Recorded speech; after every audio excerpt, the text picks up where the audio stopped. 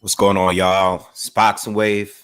Subscribe to the channel, hit that bell notification and all that. Really late for this live commentary. Okay, normally I do the entire cards, but wasn't able to do that. I was out and about today, but I'm here. At least we got to get the main fights in, and I'm going to try to cover both. Well, I should be able to cover both because Lomachenko is going to be starting. I believe in the next fight. We'll see. But he's definitely starting a lot earlier than Tank is, which is good. Excuse me. The bad thing about it is there's a good chance that I won't be able to do commentary on the Erickson Lubin fight against Jason Rosario because I'll be covering the Lomachenko fight. So a little unfortunate, but it is what it is. It's part of the game. All right. Massimo, J. Roos Theory, what's up? So right now I have both cards on. I haven't been watching any fights tonight, so I don't know what's going on. I'm just getting home. So, whatever I miss out, I'll definitely catch up and do a review of whatever I missed out that happened earlier. I know there's a DAZN card as well with Martinez. All right, but we're just going to focus on the ESPN card and we're going to focus on the Showtime pay-per-view. Okay. All right. What's up, everyone that's getting in here? Chief, what's up? Ralph. Sorry, guys. I wish I was here earlier with you guys and covered it the whole night, but it is what it is, man. Gotta have a life.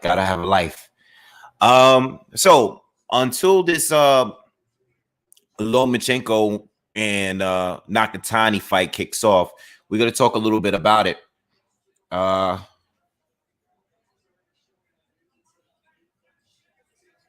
Fotex saying he's having terrible service at the racetrack. Oh, okay. I thought it was my service. Jonathan, what's up, man? What's up?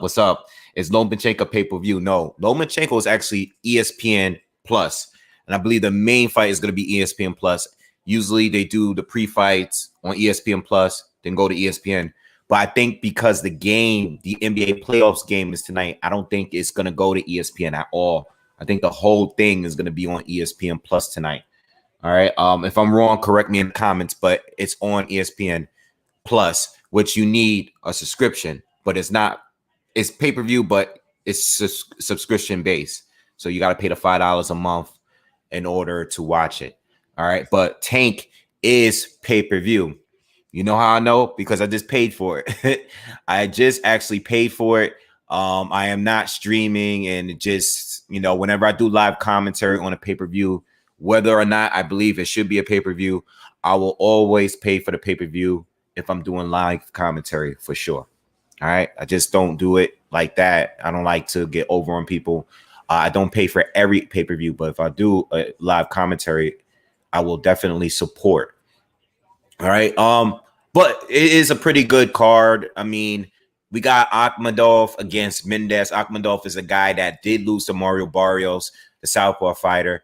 I came home when they were just starting this fight, and Akhmadov I know he has a cut here, but he seems to be putting the pressure heavy on Mendez.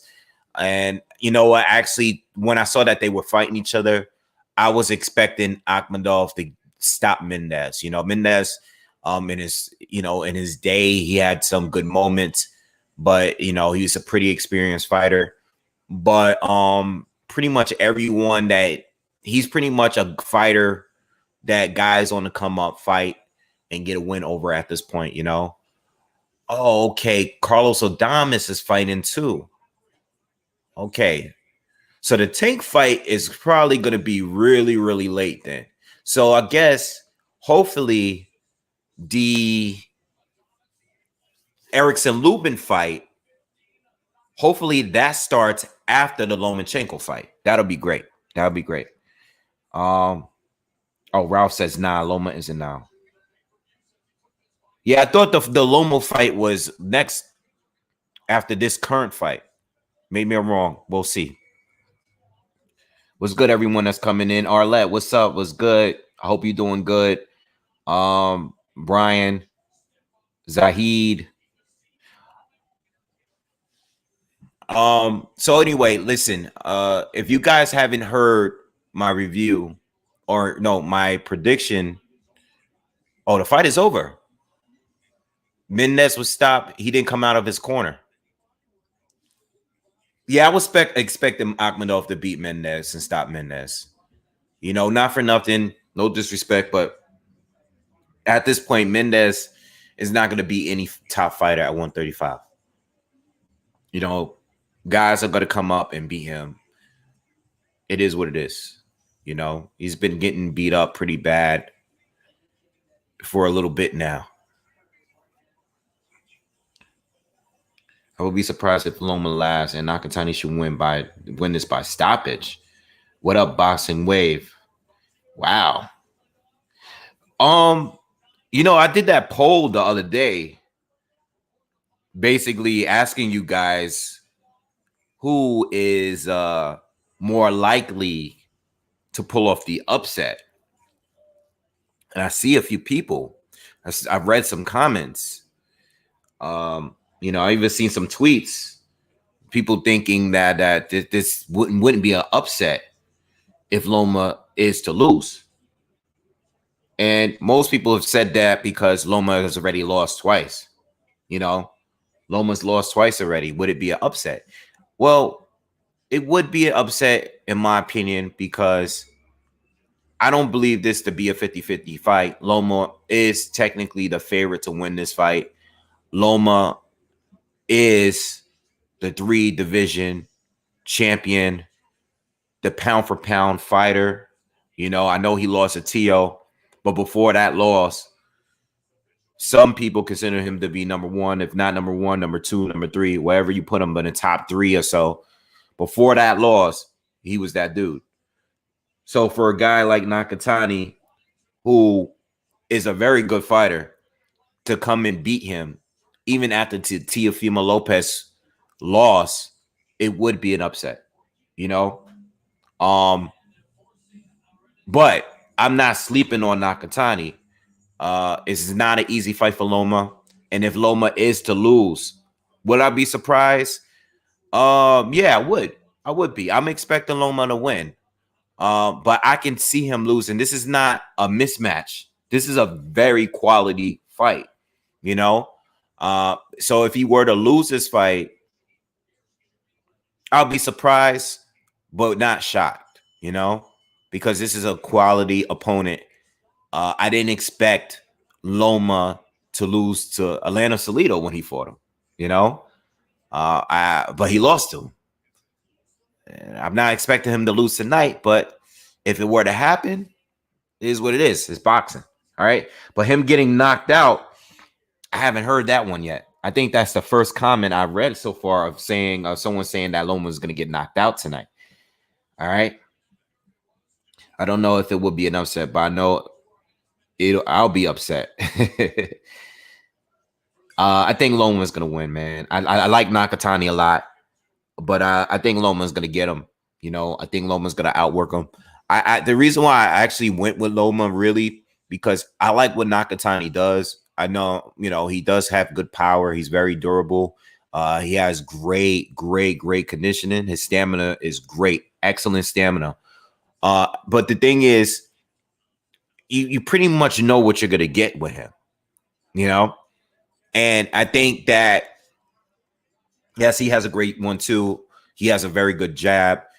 And he's good at putting on the pressure and stuff coming forward. But I think Loma is not going to have any problem with closing the gap with him. You know, or I don't want to say it like that. I don't want to say he's not going to have any problem because it's not going to be easy. But I think Loma is going to do it. And I think with his experience, I think he's going to be able to figure it out and just go to work, you know? But it's a very good fight. And I think Nakatani, win or lose, even if he were to lose tonight, I still would love to see him fight some of the other top guys that he wouldn't, you know, he that's there. You know, if I found out tomorrow, you know, if he lose to Loma, but if I found out tomorrow that Devin Haney was going to fight Nakatani, I wouldn't be mad at all. Or Ryan Garcia. I wouldn't be mad at all. Like, I like this dude. He's good, but I think Loma gets him tonight. We'll see. Alex, what's up, man? Salute to BoxingWave in chat. What a good night of boxing. I'll be watching the Lomachenko Nakatani card for sure. In my opinion, that's the best fight to watch. Plus, it's free. Yeah, I mean, I said this in my prediction video. I think I like both fights, to be honest. I really do. I think Nakatani, I think with the Tank fight, I think the main thing is with that fight is that Tank is so much smaller, and plus he's going to 140. He's fighting a guy like I really don't have issues with Mario Barrios, man. I really don't have issues with him. He has good power. He's capable. I think Mario Barrios is a better challenge for Tank than Leo Santa Cruz. Just my opinion. I know he's not as accomplished as Leo. I'm not even saying that he's a more talented fighter. But what I'm saying is there are weight classes for a reason. Leo moved up to 130 to fight Tank. All right. He only had one fight at 130 before Tank. Very accomplished, fighter and everything. But I think Mario Barrios is a better challenge for Tank, especially because he's moving up.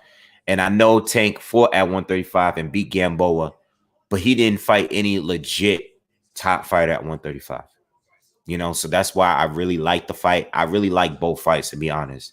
Like, both fights are fine. They're not the greatest top tier fights, but both are very, very good fights to me. Like, I think they're both great fights. Not for nothing, but I actually think Lubin and Rosario is a real, true, pure 50-50 fight. I think that fight is actually the best matchup to me. It's a 50-50. Anyone can win on points. Anyone can win by knockout. Like, I think that fight can definitely go. I just didn't have enough time to do a breakdown for the fight. And I didn't want to I didn't want to rush a video on that. That's one of those fights. That's one of those fights, like, with me. And sometimes, I know I do miss some fights. Some fights I want to do breakdowns for. If I don't do a breakdown, it's because I don't have the time. And the thing is, I actually watch film study before I do any breakdown. It doesn't matter how many times I see a fighter fight. I will rewatch a fight any single time I do a breakdown. I just won't cheat the viewers by just saying some bullshit. You know what I'm saying? Like, just rush into a video, just saying anything like, yeah, this guy, I think this guy needs to put the pressure on and he needs to counter. No, I'm not going to just say that. Like, I'm going to legit rewatch fights, and I really make sure like I could do the best. Even if I'm wrong, I don't care about getting the prediction right. I mean, I do care. I want to be right all the time, but I want to just make sure I'm on point. Like, I don't want to sound stupid in a breakdown video, But Lubin and Rosario is a legit 50-50 fight. That is the best matchup to me. I don't think there's no real favorite in this fight. I don't think there's no real, like, I could see Rosario knocking out Lubin. And I could see Lubin knocking out Rosario. I really think that the both of them going into this fight they're both even. They both had their losses. I think Lubin, if you guys were here, and you know what, we might as well speak about it because I didn't do a breakdown for it. We should really talk about it now. I don't know if you guys were around when Lubin fought Charlo going into that fight. I believe Lubin was the favorite to win. Okay. Lubin had a really good, some really good highlights at the time. He wasn't fighting anyone really good, but he had some amazing highlights. And he was like a top prospect at one point. One Arrow was the top prospect at 147. Lubin was that guy at 154. They both southpaws. They both was doing people dirty with the knockouts, and they had a nice run. Once the Jamel Charlo fight was made, a lot of people picked Lubin to win, man. A lot of people were going with Lubin. And I picked Jamel, and you know what? It wasn't an easy pick, but I went with Jamel, not because I was being biased, because that's my guy, but I went with Jamel because I just didn't think Lubin had the experience, and I knew for a fact that Jamel was just coming into his own with working with Derek James. You know, he's like one of those guys where when Jamel first went over there with him, he was like, you know, he was kind of like losing rounds a lot, similar to like how Wilder is. Like he'll lose a bunch of rounds, but then he'll get the knockout. I think Jamel in his first 2 or 3, maybe a couple fights with, you know, Derek James, he was struggling to win rounds because he was just forcing a knockout. But the Lubin fight was just, it was just too soon, man. It was way too soon. And, you know, he got caught in the first round. And I don't think it was a lucky punch. I've heard people say that too. I don't think that was a lucky punch. I think that was a perfectly placed punch at a time where Lubin, and I've seen it before and I've seen it in other fights, where guys will try to slip shots and they'll lean over, and he threw the punch right at the perfect spot. You know, caught him. I'm sure those guys prepare for that punch. And, you know, the guy, Lubin, I respect him now because now he's fought all those guys that he was supposed to fight before getting a title match. You know, he got a title opportunity way too soon. You know, so now I respect this game, but Rosario's a beast, man. And Rosario's another guy that, even though he lost to Charlo, right? Even though he lost that fight, I still thought he was giving Charlo the business at points in that fight, right? As far as the rounds, I thought Rosario, in the rounds that he didn't get hurt or knocked down, I thought he was winning the rounds against him. So Rosario, yes, he has his losses, right? To people that weren't top tier. But it's still one of those guys who's very dangerous, brings the pressure, hits very, very hard. I think either one of these guys could get knocked out at any point, you know?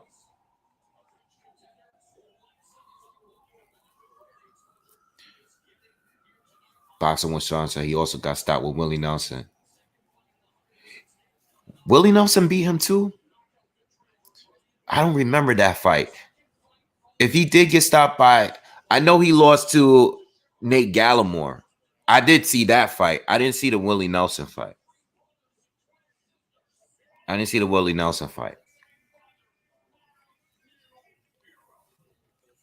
think that's a true 50-50. I really know. No, I've been saying, though, I think Lumba is going to get it. But I'm not sure, man. I'm not really sure. Because I said Lubin yesterday. I think I even tweeted Lubin yesterday. But I think I slept on it tonight. And I was like, man, I think Rosario might get him. I'm not sure.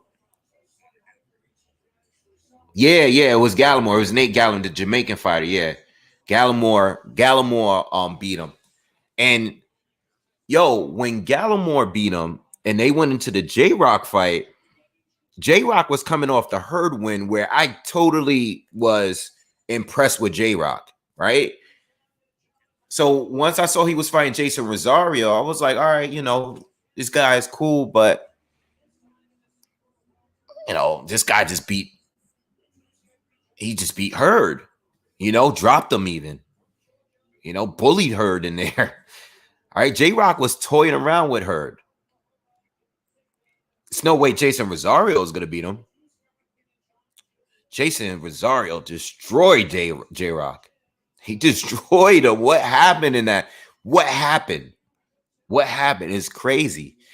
154, and it's always been one of my favorite favorite weight classes, but it's been extremely unpredictable the last few years. I mean, no one is just running through the division like that. You know, no one is really, and not for nothing, as great as Charlo is doing, and yes, he's a top fighter. But the thing with Charlo is that he didn't actually fight everybody that was a top dog at 154. You know, he fought the guy that he had to face. I honestly believe that if everybody fought each other, if we throw Charlo in the mix, like let's just say if everyone had to fight each other that's there right now, everybody's gonna lose at some point. Like Charlo lost to Tony Harrison, but he eventually lost. At 154, if everybody fought someone, everybody's gonna lose. Like Lara lost to Hurd, you know. Castano had a draw with Lara. Tony Harrison, he's lost to Willie Nelson. He's lost to Hurd. You know, you had Austin Trout there. Andre moved up. Jamal moved up, but Jamal got his wins. He got the Trout win. He got the J-Rock win, which was a great win. But none of these guys, to me, are invincible at 154. That's just the way I look at it. You know, none of them guys, like, they're all good. Like Charlo, yeah, he's the man, and he might be undisputed. But none of these guys are, like, invincible. Even Castano fighting Jamel, I think Jamel is going to win the fight, but you never know. Because I think, like, I look at that fight, too. And this is Carlos Adames fight. And even that loss against Chisera, I didn't think Carlos Adames was going to lose to him. He was another prospect at 154 that fought Chisera and lost. And it was a very, very good fight. Oh, I forgot Rob Brandt is fighting tonight. I totally forgot. Oh man, I want to watch this fight. In fact, hold on, give me a second. I gotta switch my TV to the Rob Brandt fight. I want to see Carlos Adames and everything, but I really, really, really, really, really want to see this fight here. This fight is a little bit. This is a tough fight right here. I want to see this Rob Brandt fight, so we're gonna go over to that. All right, so it looks like, based on timing and based on the way everything is set up here, it's starting to look like that we're gonna get the Lomachenko fight when Erickson Lubin is fighting, which sucks. I was hoping to avoid that right there, but I hate when fights overlap each other, man. I really hate when fights overlap each other.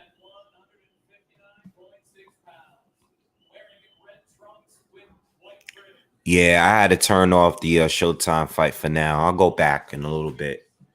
I can't return the Showtime fight. I'll go only watch it because I paid for it on the TV, not the app.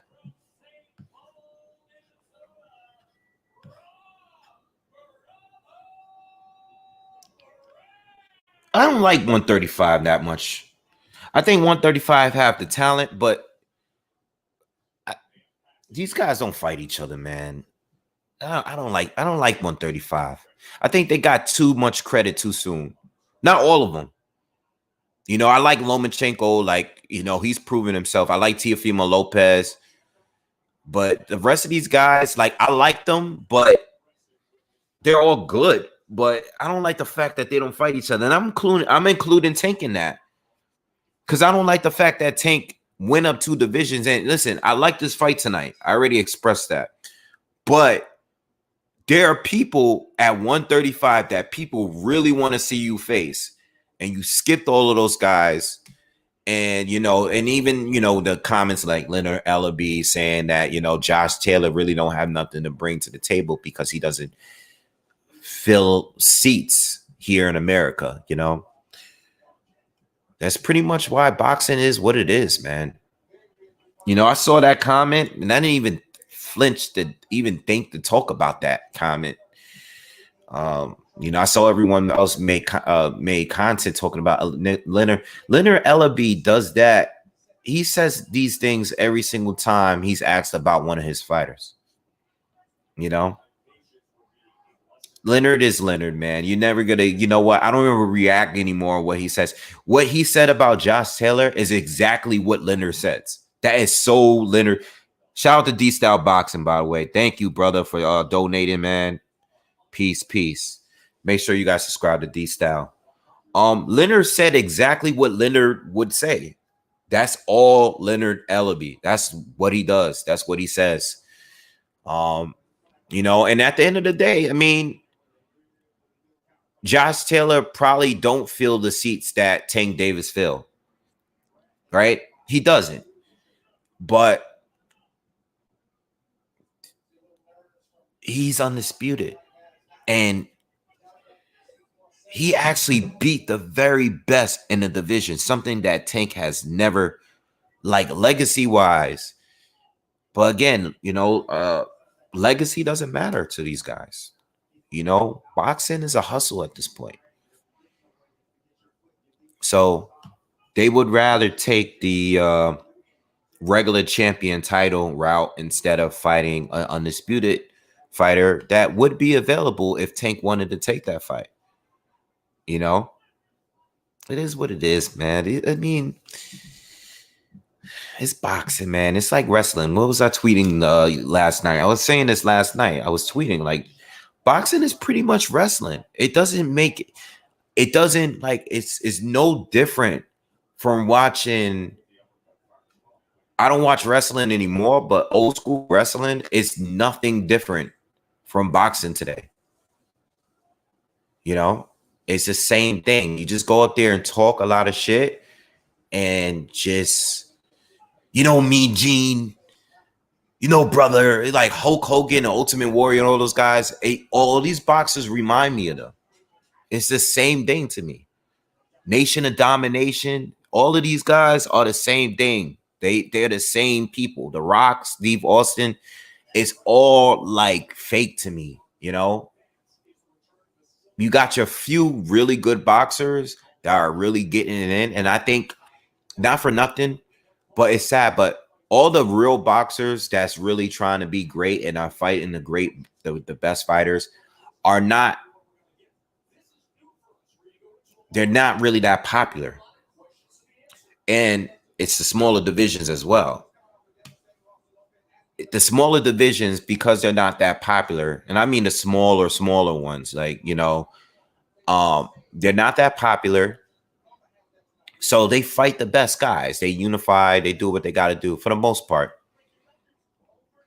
You got a cruiserweight division who they were never really that popular. You know, the cruiserweight division never really was that popular. It's not nowhere near as popular as the lightweight division and the heavyweight division. Just not that popular, you know. But what did we get? We got the World Boxing Super Series, and all the best fighters were there.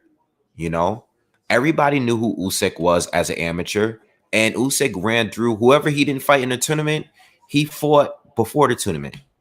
He fought the best guys, you know, but he's not really that popular. So guys are willing to take the risk, you know.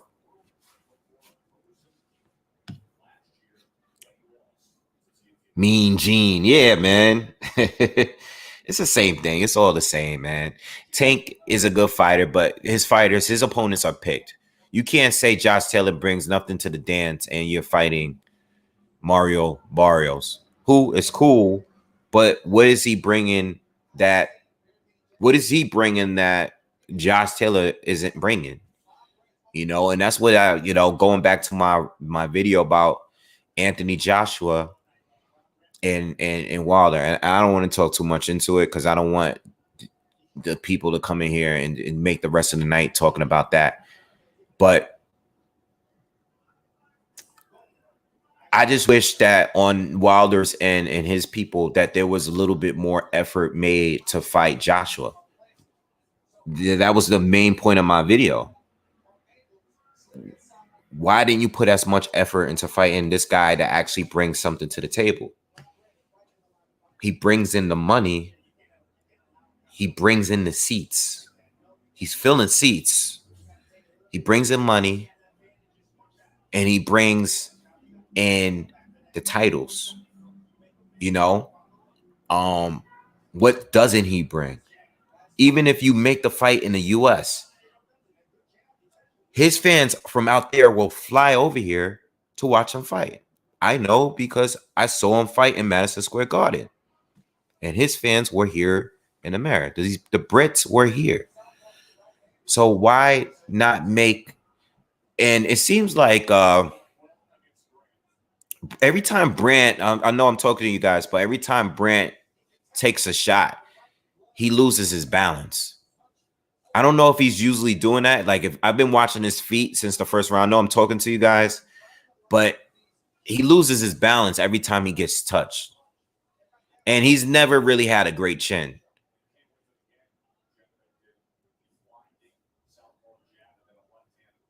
Like, he wobbles a bit. I don't know what's up with that.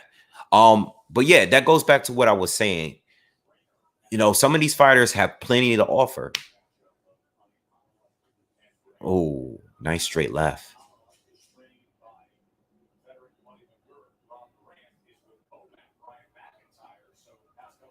All right, so yeah, that goes back to what I was saying. I wish there was just a little bit more effort made into making that fight. You know, you can't.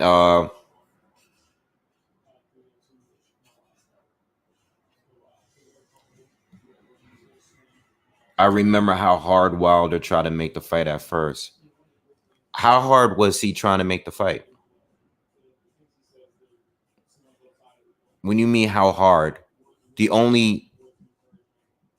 was only one offer made, and it was through a 50 million. I'm gonna email me within 24 hours type of thing. That's not trying to make a fight. You don't give somebody an ultimatum like that. No one's ever did that before. 24 hours, send me an email type of thing. No one's ever done that, you know? And you can't call $12 million slave money and stuff like that when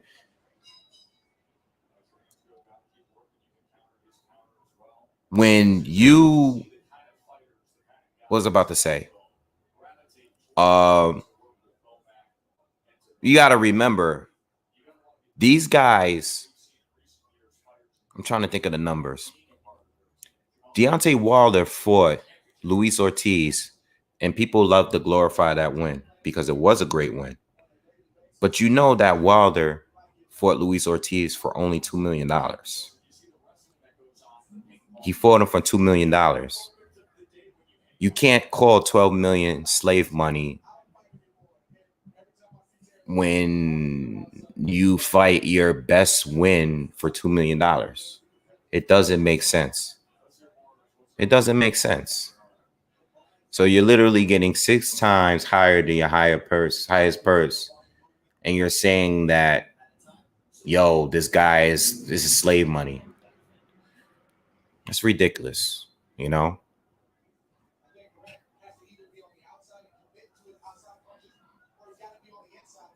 You never said slave money. That's what Wilder said. Wilder said that. You know?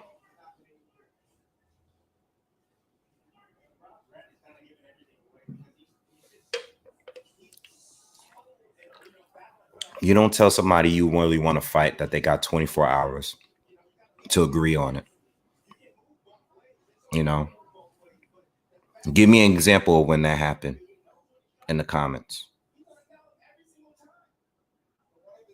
You know, when did that ever happen?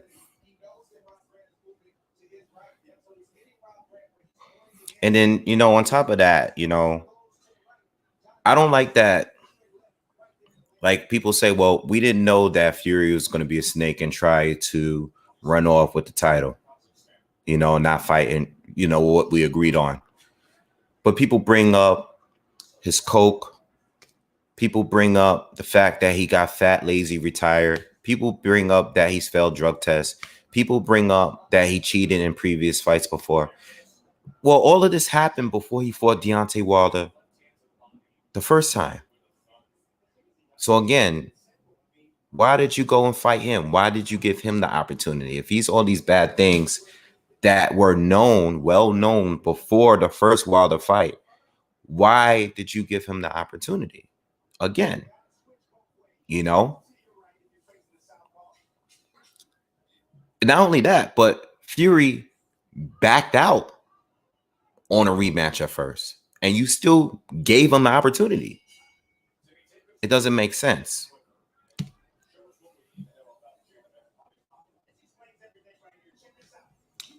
And that's the thing with, a lot of Wilder supporters, again, what did I say on the live the other day? I said a lot of guys will say what everybody else did wrong, whether it's Fury, Joshua. Wilder supporters don't ever, like, there's no accountability there. I never see a guy that support Wilder actually say that, all right, Wilder messed up on this situation. He shouldn't have done this or he should have done that. You know? Like, no one ever says anything that he does wrong. Like, it's always everybody else. It's always the second party fault. There's no accountability there. There's none. Where's the accountability? When are people going to at least say, if you're not going to talk about the negotiation process, right? You can at least address certain things that's happened in the ring. What he could have done in the ring better. No, this is why he's never really prepared and tried to improve on his skills, because he didn't feel like he had to. Because who's telling him he needs to? And anyone that would tell him or say that he needs to is considered a hater. And then the race factor, and that came from where? Where did that come from?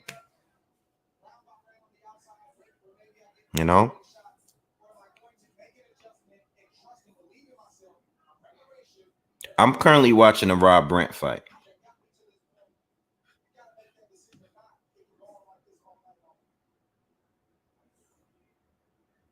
Yeah, I think he is gonna fight. I think he is gonna stop Brant. I'm not much of a fan of Rob Brant, to be honest. I haven't done much content of him, but I've never been a fan of him. I don't know what it is. I think I'm just not a fan. I don't know.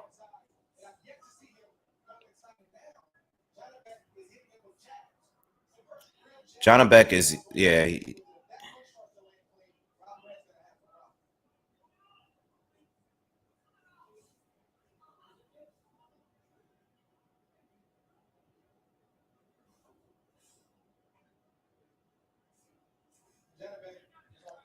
And Rob Brant's head is right there to get.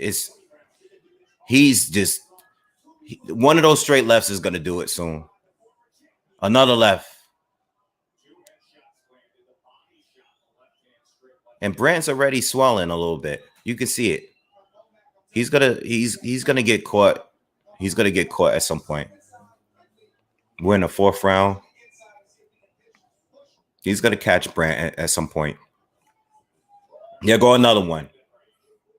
Nice 1-2. Brant's gonna. He can't.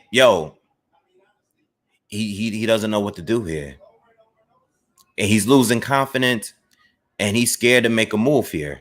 Oh, he slipped that one, but you got to make him pay, and I don't think Brant has nothing for him.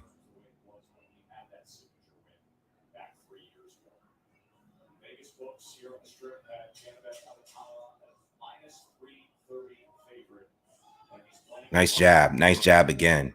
Easy. All right.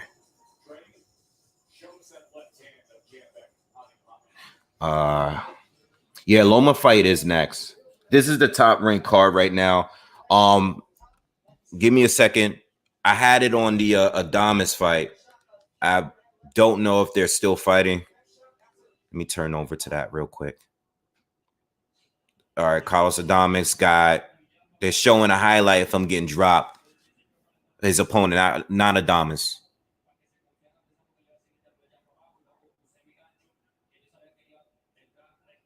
Oh, he got a knockout. Okay, he got a knockout. All right, so Lubin is next. Cool, cool. I'll turn back in a little bit so we can do commentary, full commentary for the Lubin fight, at least up until the Lomachenko fight start.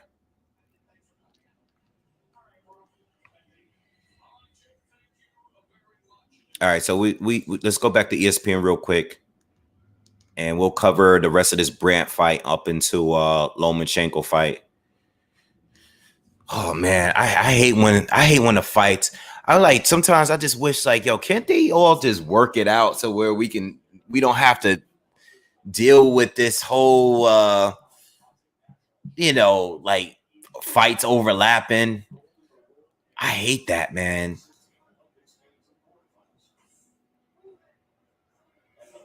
Sean, I can't even go to the zone. I can't do it. I got two of them on now. The zone, I'm just gonna have to miss tonight. You know, Adamas finished with a beautiful laugh. Yeah, man, I'm really excited for the Lubin fight, man. I really don't know. I really don't know. Like I said to you guys yesterday, I said Lubin. I woke up this morning thinking Rosario, man. I don't know. This is a 50-50. Best matchup tonight to me. Adamas knockout was cool. No, I'm not going to show the fight.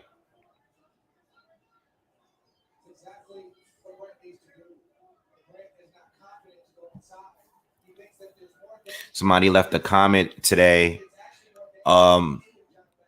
asking me about the the sculpture that Fury and Ricky Hatton was. I saw the picture. Um, I guess my reaction to stuff is just different from most. I saw the picture and I didn't think anything of it. I honestly didn't. I feel like if I was Deontay Wilder, I would feel a way about it. But I personally, like I didn't feel any way about it. I said, okay, well, he made a sculpture of him knocking out Deontay Wilder.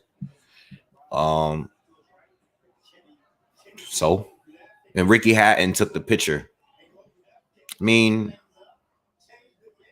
so what? Like, I don't care. I don't know. People react differently than me. I don't. Who cares? Like, I do not care. They putting that in a museum. Well, that's different. Like the fact that they put in a museum. Well, if Wilder goes in there and knocks Fury out in the next fight, that's on a museum. That's a little too soon. Maybe you should put that in there. But you know what? It was put in there to, oh, wow. Brandt got caught and he's hurt. He got wild at the end of the round. Brandt's getting destroyed. T-Style, you stupid, bro. I don't care, man. I don't feel disrespected. I mean, it's don't y'all know that this is anybody aware of the timing of that? Like these guys are going to be fighting next month. They're selling a fight. Like people shouldn't get triggered by stuff like that. You shouldn't get triggered by that. Like you should, as a fan, you should want your fighter to win, right? So if you're a Wilder fan, you should want him to win. But you shouldn't let that trigger you. Like it shouldn't make you personally feel upset. All right. It's not, I was reading a little bit what some people were saying, and I'm like, I can't let that stuff trigger you, man. Like I see people get so upset about stuff now. Like everyone, oh, Brandt got caught again. Brandt took a knee. We're in the top of the 6th round. Brandt took a knee. He got caught with another left hand. He's trying to jog it off now. But that's the same punch you got hit with all fight long. I haven't seen like a good, really good counter for him. Yeah. I would like Janovic to stop him, though. But he's doing great boxing. I'm not going to complain at all because he's doing what he's supposed to do and he's doing what works. But I would like him to stop Brandt if, you know, he could clearly hurt him. You know, but Brandt's moving a lot right now. He's just trying to avoid him. Brandt just looks like he just wants to survive and not get knocked out. The confidence is not there. You know?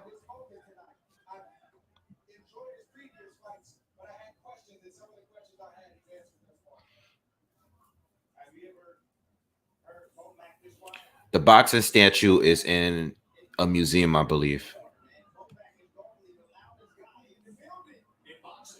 Brandt took a knee, man, proposing. EK, stupid. Tank hasn't fought yet. Nah, he's gonna fight later. They're expecting his ring walk to believe. I believe they said 11:30. They said 10 o'clock for Loma, but you know they're usually like at least a half an hour off from the ring walk. I personally don't think Tank is gonna be ready to fight until maybe midnight. I'm thinking midnight. You know. D Style, take care, bro. Take care. I'll check you later. The statue is up for auction.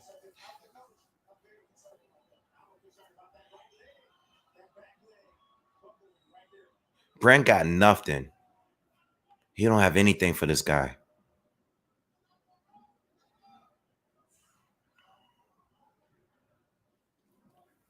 All right, let me turn to Showtime. Turn back to the Showtime fight.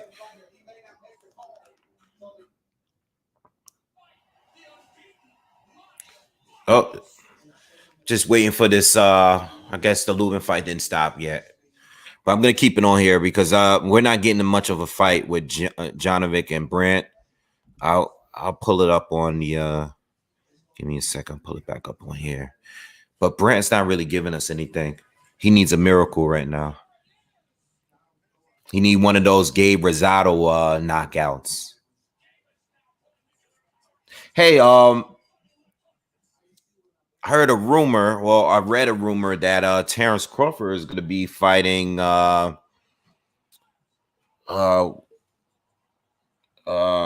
what's his face from 140. I can't think of his name right now. Let me know in the comments. Zepeda. Jose Zepeda. That's not good. Now, I don't know if that's true. But if it is true, I believe that this is supposed to be Terrence Crawford's last fight with Top Rank.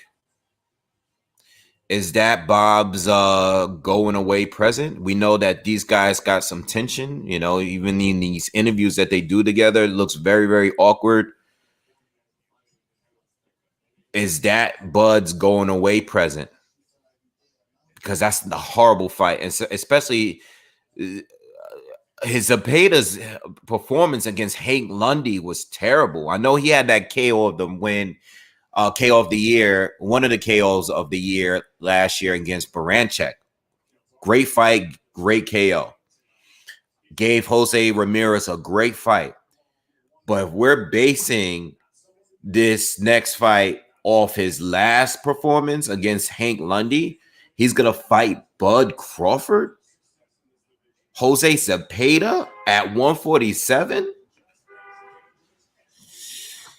That's a bad fight. That is a mismatch like I never seen before. That's a terrible fight. But I wanted to talk about it because if it is true, and now hopefully it's just a rumor, you guys know Bud is my favorite fighter, but I don't hold no punches with anyone. You know, that's a terrible fight. And if that's I'm assuming that if that fight is happening, that will be Terrence Crawford's last fight with Top Rank. And I'm assuming that we won't be getting any promotion of that fight with ESPN. They might as well just take his number one pound for pound ranking or number two or wherever they have him at this point away. Not because I believe it should happen, but I know that ESPN are more willing to put their own fighters up there on that pound for pound list. All right. Think Bud is the best fighter in the world based on the eye test. Think he's the greatest fighter in the world right now. But I have to be real. Zepeda is just... I actually think that every other fight that he has on 147 is a better fighter than Zepeda right now. Or a better win for him. I really hope that Crawford goes to the PBC. Let me just put that out there and make that just very, very clear. And I've made it clear before, but if you never heard me say it, I believe that fighters that are planning on campaigning at a specific division, they should sign to where the fighters are. So I did not like that Crawford re-signed with Top Rank because I knew it wasn't going to work. I knew we weren't going to get the fights that we wanted, no matter how much money people threw around. I knew that we weren't going to get the fights because at the end of the day, no bias at all. At the end of the day, whatever promoter has the better stable of fighters in each division, they're going to make the fights happen with their own fighters first. Unless another fighter somewhere else holds something that is very valuable and has more to offer than the other fighters in that same promotion, right? So right now,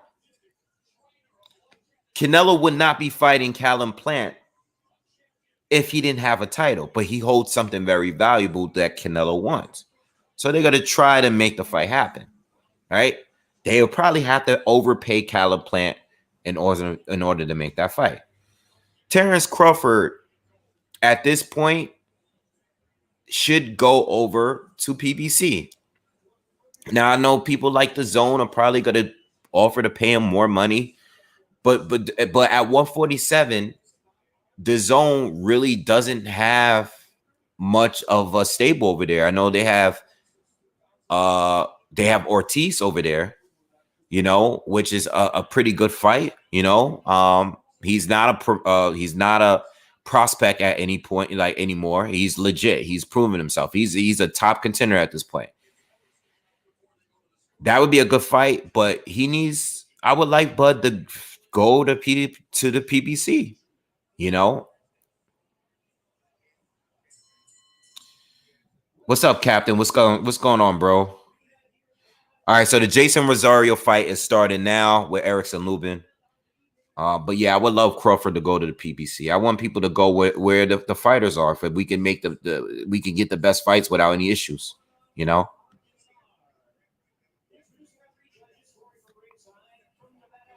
Yo, ban me. I'm gonna do that because you're just repeating what you said 4 times already.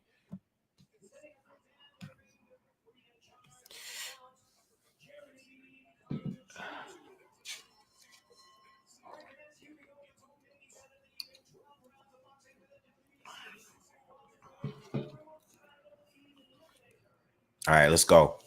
Let's get into this fight, man. I'm excited for this fight. I'm actually glad that the Brant fight is still going on because this is giving us some time to watch this fight without it, you know, overlapping the Lomachenko fight. But as soon as the Lomachenko fight starts, I'm definitely going to start doing commentary on that for sure. All right. As much as I love this fight here, I got to go over to the Lomachenko and do the commentary on that. What time was it? It's 10:38. All right, guys, who you guys got for this? Who you guys got? Who do you guys got for for Lubin and Rosario? Who wins? How is it going to go to decision? Are we getting a knockout tonight? What are we getting? What do you guys think? Let me know in the comments, man. I think I'm just gonna go with Lubin, man. I'm gonna stick to what I said. I know I've been back and forth with this fight, but I'm gonna stick with Lubin. I think Lubin's gonna do it. All right, I'm gonna stick to what I originally thought. I'm not gonna change my mind. I think this is a true 50-50. If you're just joining us, I spoke on this fight earlier.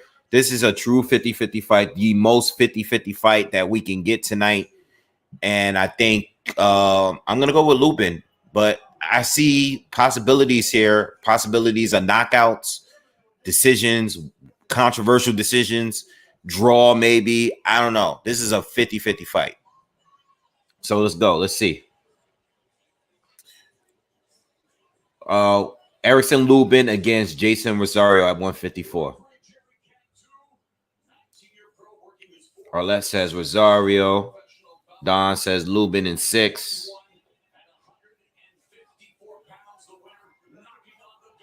All right, let's go. Let's get it. Round 1. Round 1. I'm expecting Rosario to be very, very aggressive against Lubin. Lubin's going to have to box for a little bit. He has power, but let's see how he deals with Rosario's power and aggression here. Rosario throws a big right hand, misses right now. Lubin's kind of fighting on his back foot here.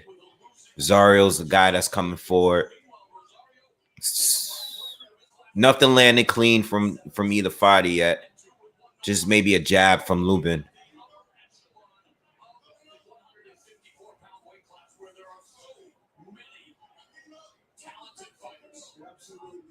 No action yet. We're a minute into the first round. Left hand land to the body by Lubin.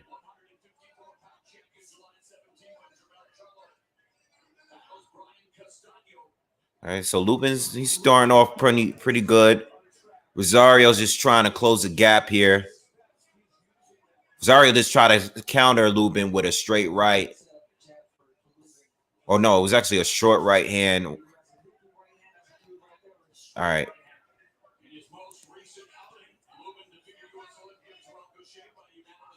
Rosario, right hand lands to the body.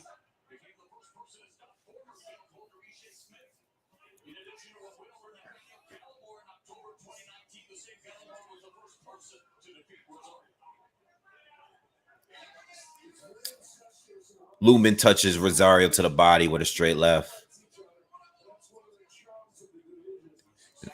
Not much action yet in this first round, but Rosario's stalking. Lubin's on his back foot. Lubin's landed more shots so far, but still not much action going. It's just feeling out round so far. Lubin lands another left to the body. Whoa. Okay. Lubin is fighting very cautiously, though. Very cautious. He's letting his hands go, but he's fighting very cautious. Jason is doing what he does. You can tell that the feints are really working well for Lubin, though, because he's definitely making Rosario hesitant to step in and throw something. Like he's reacting to every feint that, nice straight left by Lubin lands. Good round for Lubin. Round 1 to Lubin.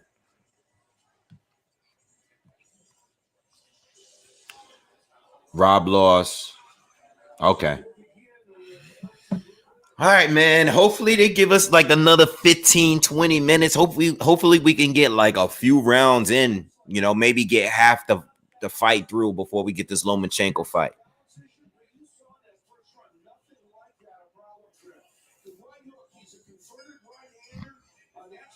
No, Brandt was stopped. He was stopped.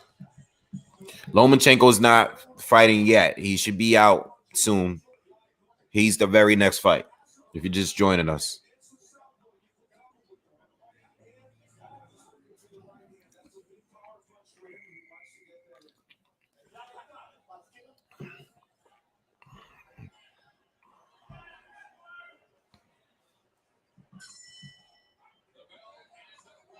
Kush, what's up, man? Thank you. All right, so we're in round 2 now. I gave the first round to Lubin. He seemed to be in full control in the first round. Rosario steps in, lands a good right hand to the body, very clean. Rosario looks to be a little bit more aggressive this round. He steps in again, throws a looping right hand, but Lubin blocks it. They tie up.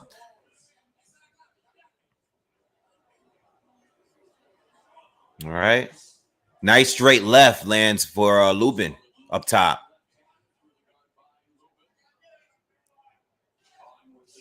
Another one gets right through the guard of Rosario, lands for Lubin. Another one lands to the body by Lubin, straight left. Rosario's putting more pressure this round, though.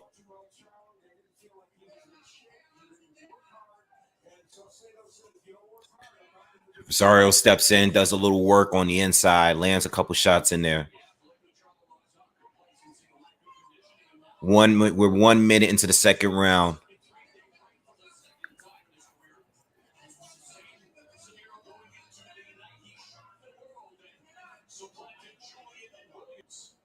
I feel like, Rosario lands a right hand, steps in, lands a right hand. I'm starting to wonder though, and Lubin is doing a good job. Rosario's definitely being a little bit more aggressive this round. I wonder so far is if Lubin's power or if Rosario respect Lubin's power. I'm not really sure yet. I mean, he always fights aggressively anyway, but I wonder if he respects Lubin's power. I can't tell so far. Lubin lands another straight left through the guard of Rosario.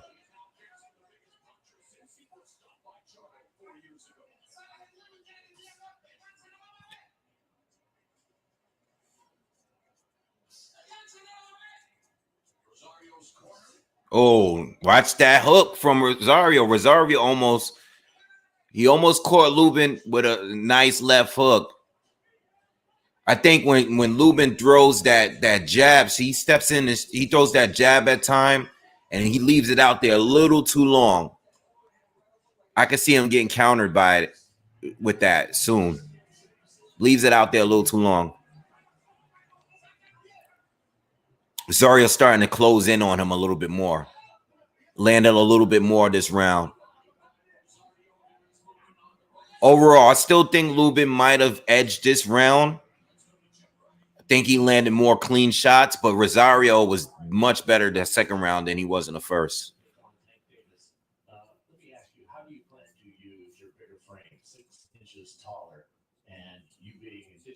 Captain, thank you for the donation, man, and good luck on the move today, man. I hope everything is well. Hope you're upgrading. Good channel, good French boxing channel. Definitely subscribe to this channel.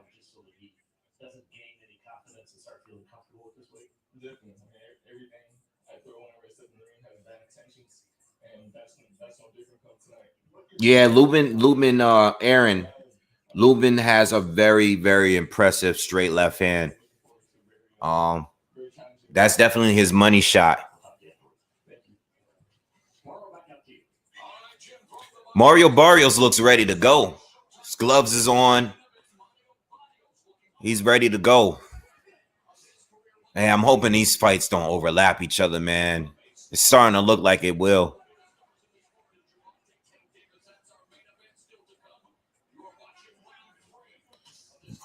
Ross Les, thank you, man. Thank you for supporting. Now we're in this third round here.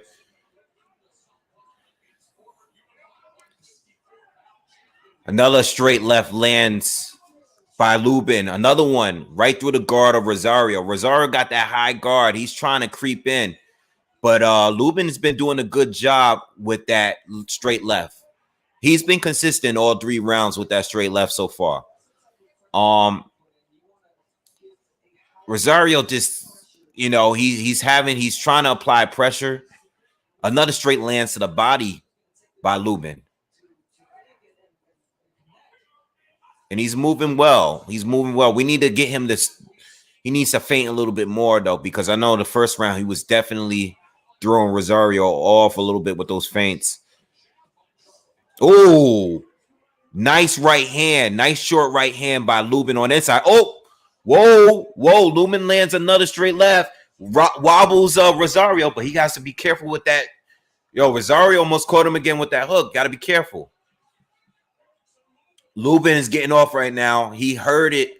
He hurt Rosario for a moment. Leaps backed him up. Let's see what happens here. It's been all Lubin in his 3rd round. Best round so far.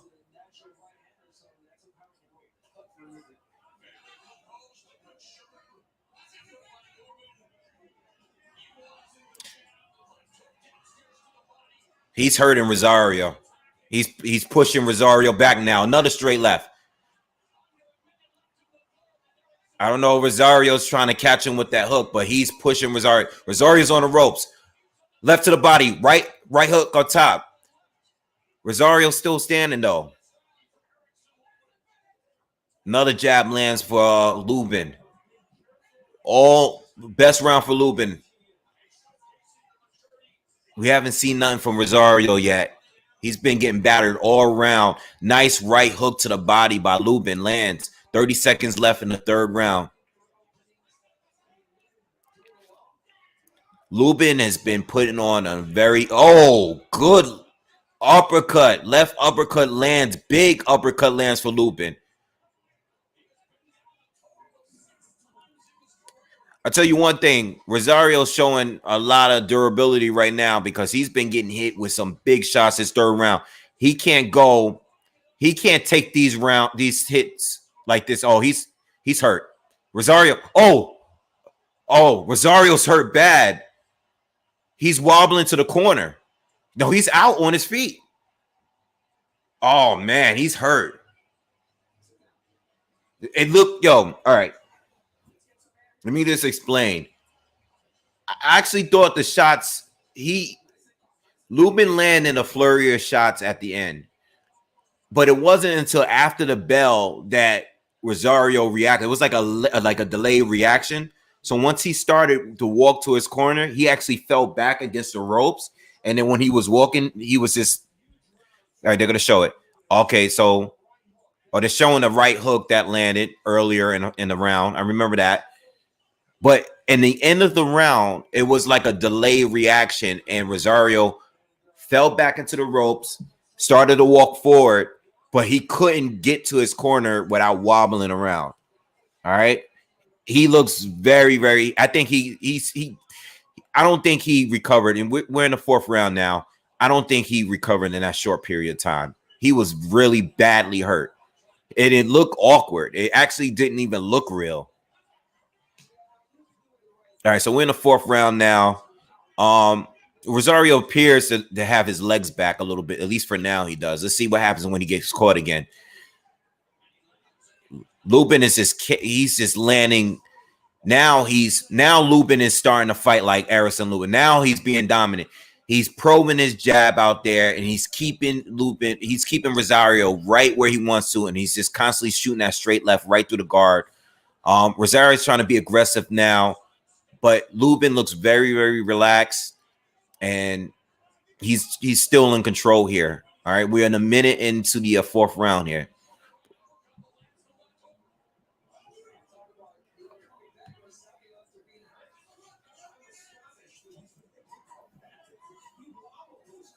Nice uppercut to the body there by Lubin. Another straight left to the body, jab up top. Rosario's just trying to close in on him with that high guard. Another straight left right through the guard again. All night long. Lubin,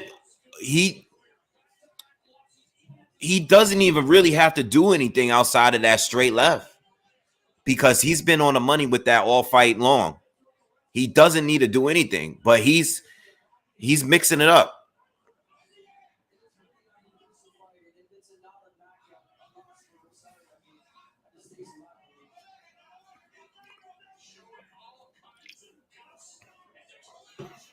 Rosario's fighting though.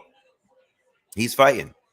And he's landing. He's landing some shots, but nothing big.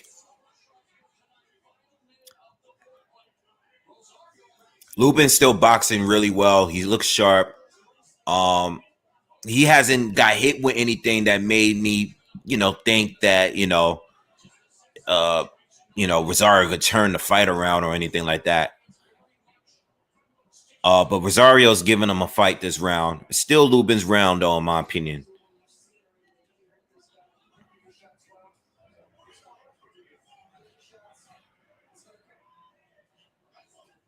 Oh, nice left and right to the body by Lubin. Oh, whoa. Rosario hurts Lubin. Lubin's hurt. It was the left hook that I was telling you guys about. It was the left hook. I told you guys for 2 rounds now. He needs to worry about keeping his arm out there too long. He got clipped, got countered, and he has the noodle legs, and now Lubin is hurt. This is why I said this is the fight of the night, man. Lubin, round is over, and Lubin is wobbling down to his corner. Yo, watch this fight. Stop what you're doing. Turn this. Well, I know you guys are not paying, but stream it. Turn this fight on because this fight, I'm not going to stop talking about this fight. This fight here is a real one. What did I just say about that hook? What did I just say about that hook? Joseph, thank you. I just said Lubin is keeping that jab. It was a lazy jab. He threw it out there, and Rosario clipped him with that left hook. Knew it was coming. And you know what? I saw it earlier this round, too. I just didn't say anything about it because Lubin was in control. But he throws that jab out there. He keeps it out there for too long. And he's been doing it all fight long. All right, well, Rosario definitely won that round. Let's see if Lubin is recovered. Let's see. Let's see what he does. Because now Rosario's on him. All right, we're in the fifth, y'all. We're in the 5th round. If you're just joining us, I have it on Showtime right now. We're watching a Lubin against Rosario fight. Lomachenko and Nakatani, from what I'm seeing here, they're still back in the dressing room. They're getting ready to come out, but we're on Showtime right now. All right. I will definitely start covering that fight once the bell rings. I'm not going to talk about that fight because we're in a real fight right now with Lubin and Rosario. All right. Both fighters have been hurt, but right now it looks like Lubin is a little bit in control, but he doesn't seem like the same swagger is not there like it was before. Rosario's coming forward. He's throwing combinations, but Lubin seems to be in control. Let's see what happens.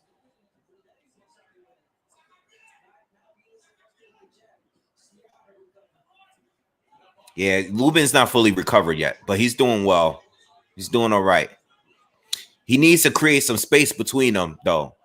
When he was having some success, what was he doing? He was keeping that lead hand out there and setting up that straight left hand right through the guard. He needs to go back to that. He's doing a little bit more work on the inside now.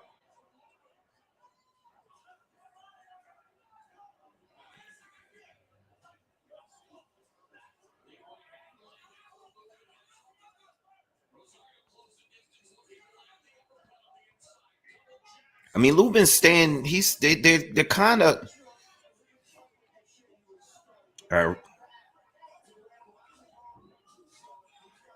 Rosario got Lubin's back against the ropes. Threw a little flurry to the body, nothing really effective, but he landed a couple shots in there. But you know what? The difference now is that Rosario has closed the gap, and Lubin is fighting, but Lubin is not fighting the same fight that he was fighting earlier. And again, I still see him making a mistake with that lazy jab. Rosario is going to counter him again if he keeps doing that.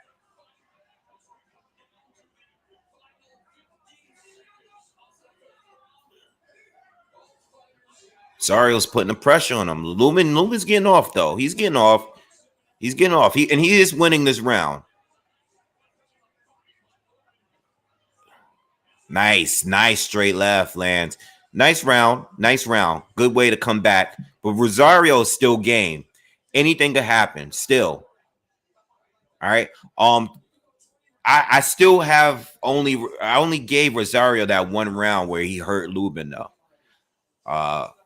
But this is still a very competitive fight.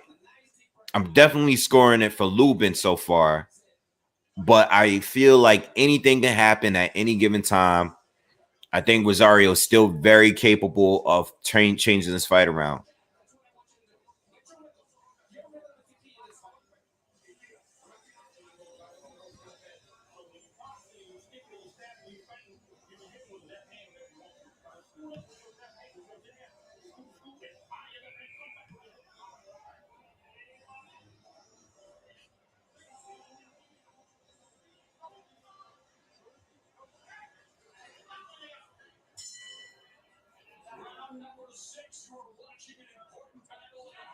All right, 6th round.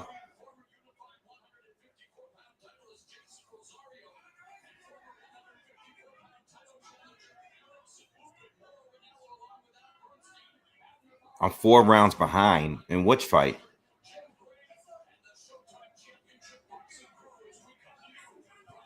What fight am I 4 rounds behind? This fight? I'm watching television. Gotta be live.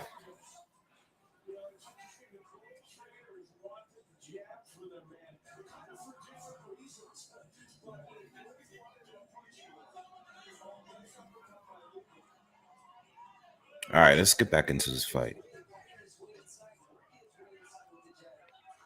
Oh, nice combination to the body by Lubin lands.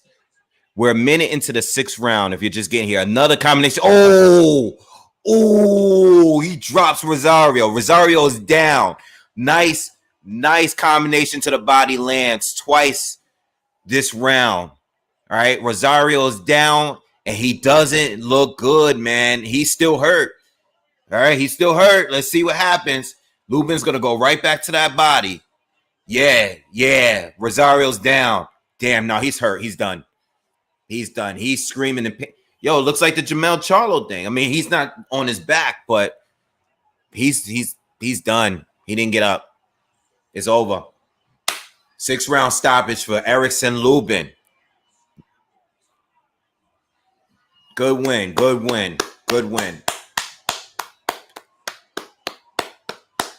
I stuck with my pick. Looked like I was right on this one, man. Wasn't sure, but Lubin got the win. Stops him with a body shot early in the 6th round. Good win.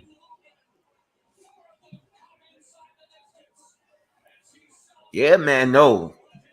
A lot of people felt the Jamel Charlo knockout was fake, but as soon as Lubin was doing well. He was landing some shots up top, good.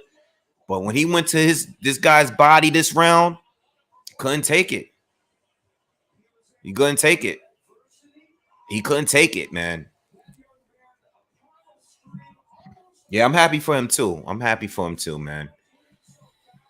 If Charlo wins, I mean, depending, or I guess whoever wins the undisputed fight, I believe he's the mandatory. I think Lubin has been the mandatory. I'm not sure, but he's done enough to he's earned a title shot at this point. He lost to Charlo, and he's picked up some good wins since then. And I think it's time for him to get a title shot.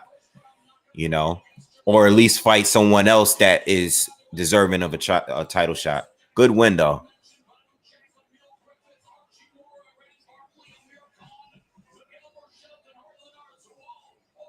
Yeah, killing the body shots, man. I love Yo, those are my favorites. All right, so they're showing ESPN right now. Nakatani is walking to the ring. He's getting ready to walk to the ring now. So we're gonna cover that Lomachenko Nakatani fight. All right.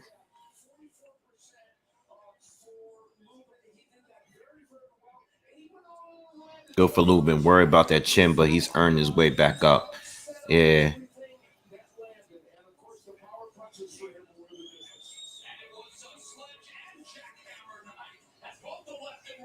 Do the Tank and Loma fights? I don't know. I don't know what's gonna happen now. I checked earlier tonight. Uh, from what I read, Loma and Nakatani was actually scheduled these guys were scheduled to come out like around 10:30 ish. It's 11 now. The Tank and Barrios is next. Loma is now walking to the ring. Nakatani is in the ring. So it's very possible that this fight is going to overlap each other. But we'll wait and see. Tank's ring walkout was supposed to be at 11:30. So we'll see,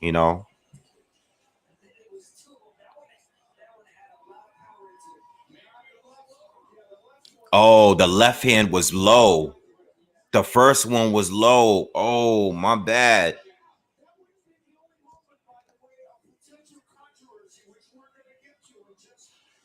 Oh, wow. Oh, I missed that. There was a low blow there. Damn. It's pretty clear, too. I don't know how I missed that.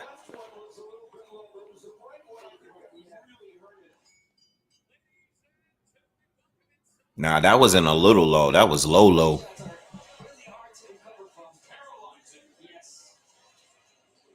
Let me see that again.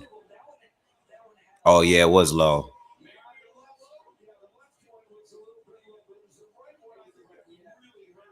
Yeah, he went down after that. The thing is, he got hit low, but Rosario didn't even complain about it. I think the clean body shot, might have hurt him more than the low blow.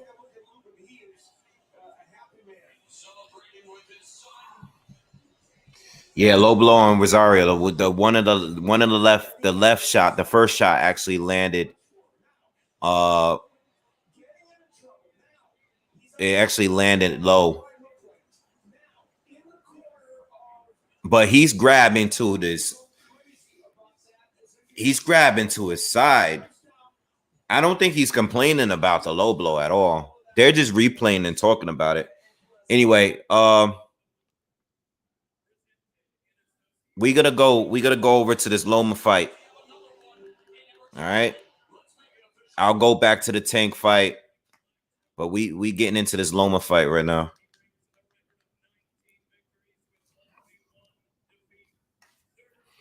I don't know. I mean, you know what? He did hit him low.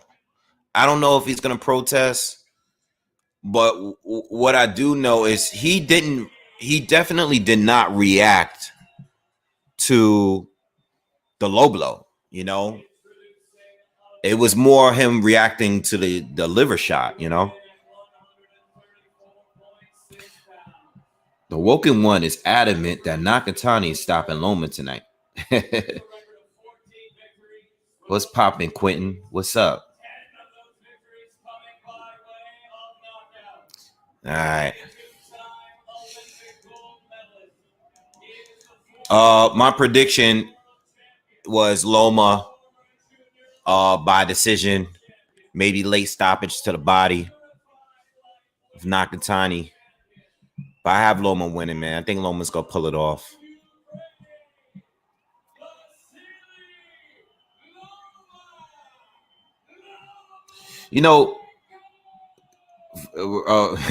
EK, I read your comment about him having a glass body. I think a lot of fighters are actually weak to elite level fighters. I think a lot of them are weak to the body. It's just that, you know, they don't get hit to the body that much.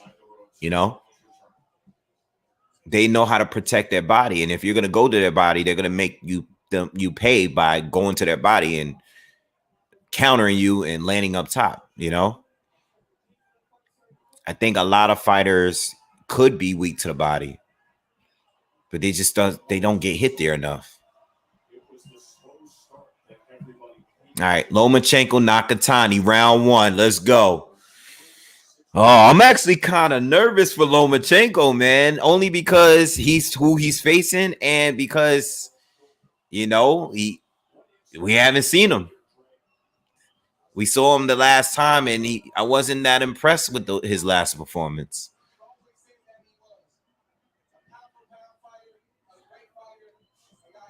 Is it just me, or does Lomachenko look a bit soft? I mean, as far as his upper body. He doesn't. He looks like he's carrying a little bit more weight than we're normally used to seeing him. Is it just me, or am I wrong? All right. What do you guys think? Let me know in the comments. Ghost, thank you for the donation. Appreciate it.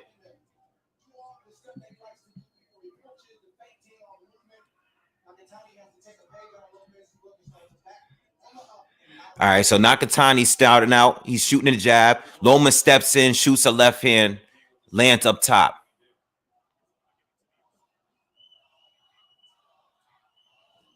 Oh, I got it. Oh, another straight left hand lands up top. Lands big up top, actually. Lomachenko's starting out quick. That's what. Listen, this is the fight to do it. He can't play around. He's already stepped in and closed the gap a couple of times. Nakatani looks a little uncomfortable right now.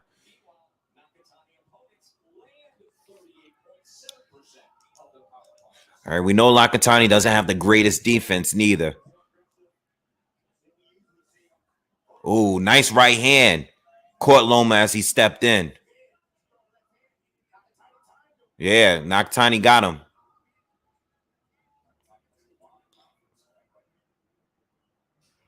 Loma's just, he's shifting left and right, trying to step in. He tried to go for another straight left, but he missed that time. Oh, got him again. I think they might have headbutt. Oh, it was a headbutt. I think Lomachenko's bleeding. Who's bleeding? One of them is bleeding.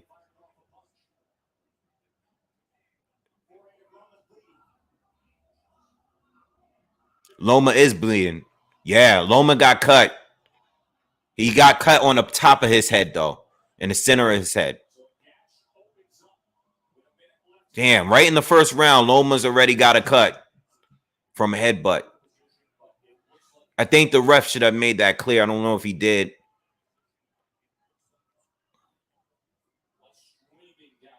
Yeah, it's bad. A lot of blood on Loma. They'll clean that up, though.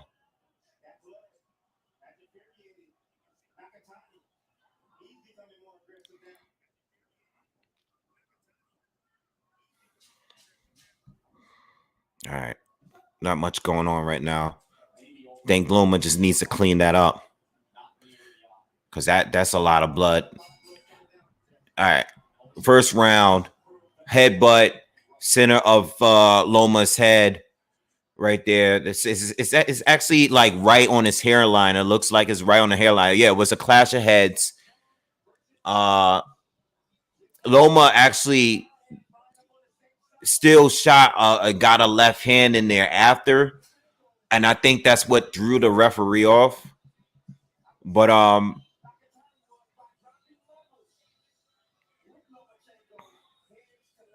trying to see how bad the cut is. I think they could have stopped the bleeding. I mean, at least it didn't look like it got in the eye of Loma or anything like that. Yeah, it's at the top of his head. Okay. All right. Yeah, Nakatani is light on his feet. Definitely.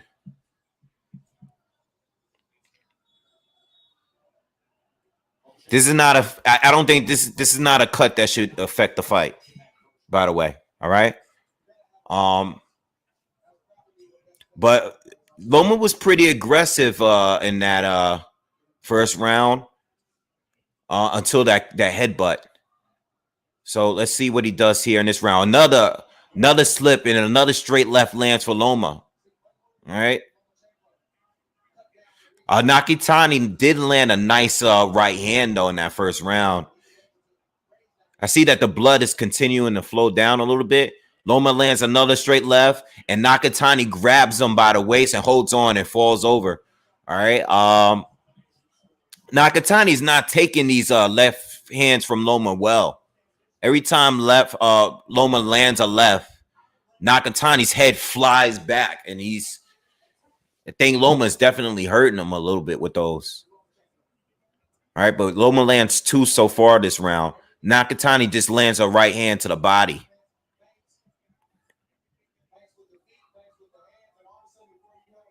Remember, when Nakatani fought Felix Verdejo, he had a slow start, got knocked down twice, was able to come back and pick up the knockout.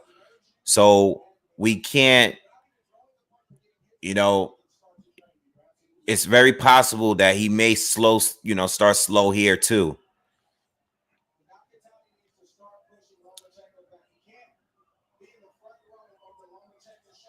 All right.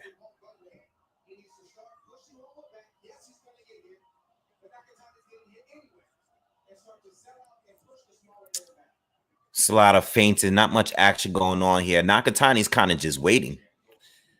He's throwing jabs here and there. He shot a jab, missed, throws a right hand. Oh, nice left hook to the body by Nakatani lands. Saw that. Snuck that one in there. Nothing for Loma right now. All right, he got Nakatani on the ropes. He's throwing a flurry. Oh, Loma lands a nice short right hand on the inside. Nice right hook.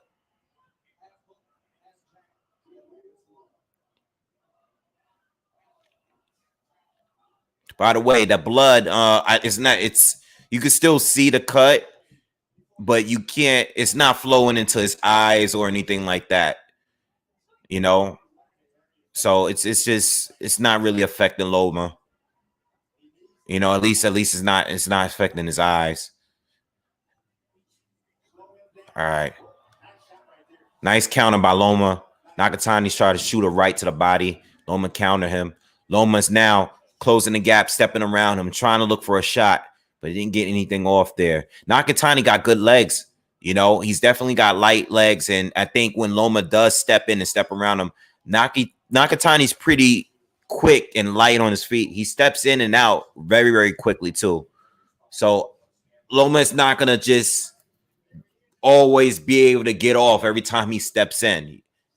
You could tell he's being cautious when he does step in, Nakatani moves well.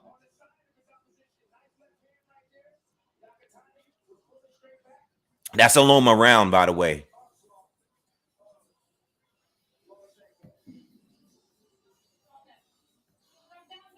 Loma needs to attack the body. Yeah, definitely. Definitely.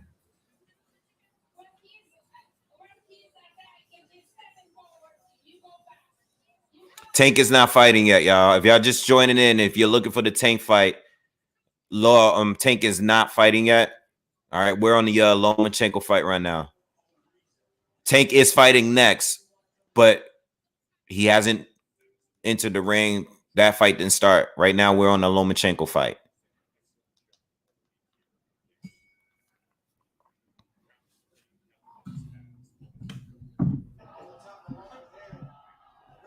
All right, so we're in round 3 of Lomachenko against Nakatani. If you're joining us, Tank fight has not started yet.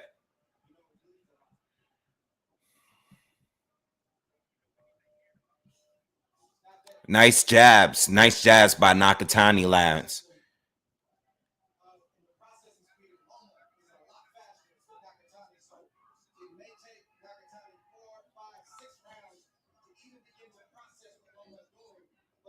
Yeah, nice step back by Nakatani. He lands a right hand to the body. See, when Loma steps in, but Nakatani steps out very, very quickly, and he's also protecting his body as well. Pretty good. He's doing a good job so far this round. Nakatani is probing a lot, and he's landing some jabs in there. Oh, Oh, big left hand lands by Loma. Loma stepped in and snuck a big left hand. Nice shot. Didn't hurt Nakatani though. Oh, another right hand lands for Loma. Wait, what happened? What happened? Loma backed up, started shaking his head. I don't know what happened there. Something happened between. I don't know what it was.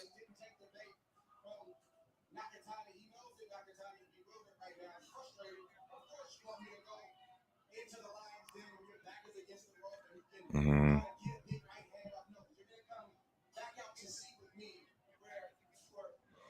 Jab to the body. Oh, ref warns Nakatani. I guess he touched him to the too low. Nakatani's doing well this round though. Outside of the straight left hand that landed, it was a left and a right that landed for Lomachenko. Nakatani's doing better now, controlling the distance, and he's doing a better job landing that jab. He landed another one just now, and he's very light on his feet, and he's giving Loma some problems right now in this round. And he's starting to come forward a little bit. He's being a lot more assertive here. I think he's starting to warm up some. Oh, nice right hand over the top of Nakatani's jab. Oh, a left and a left lands. Nakatani dropped, but it got ruled a slip. But Loma did land two straight left hands before that.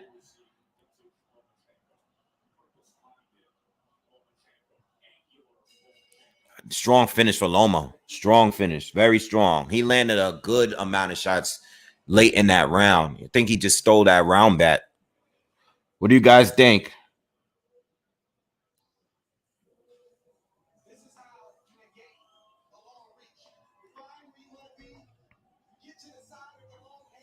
Nakatani was in control of that round. He gave it up at the end. Loma landed some good left hands late in that round.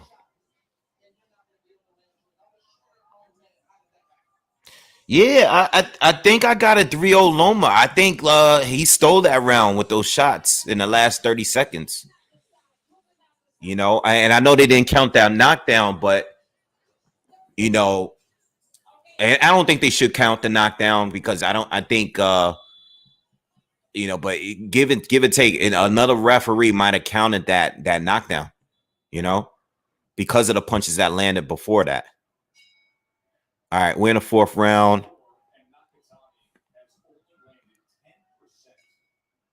All right.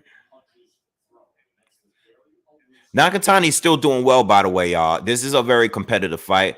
I think he's starting to get better at dealing with you know, just working his jab and landing them and keeping the space between them.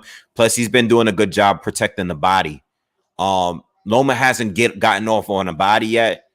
I think it's because he's having trouble closing the gap. He's been able to get in at times, but Nakatani, oh, he shoots a right hand. That was blocked though. He did land a right hand to the body before they clinched though. Oh, nice jab up top landed by Loma. I think Loma's starting to get frustrated a little bit with the tying up on the inside and the headbutts. I think he thinks that Nakatani is intentionally trying to butt him. Let me know what you guys think about that in the comments. We're in the fourth round here, and I see that Loma is getting really frustrated when they tie up. Nice right to the body by Nakatani. Loma responds with a right up top. Another right on top. Turns Nakatani. All right, ref jumps in, warns him not to do it.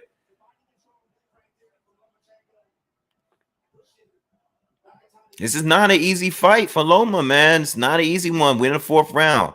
Anybody's fight.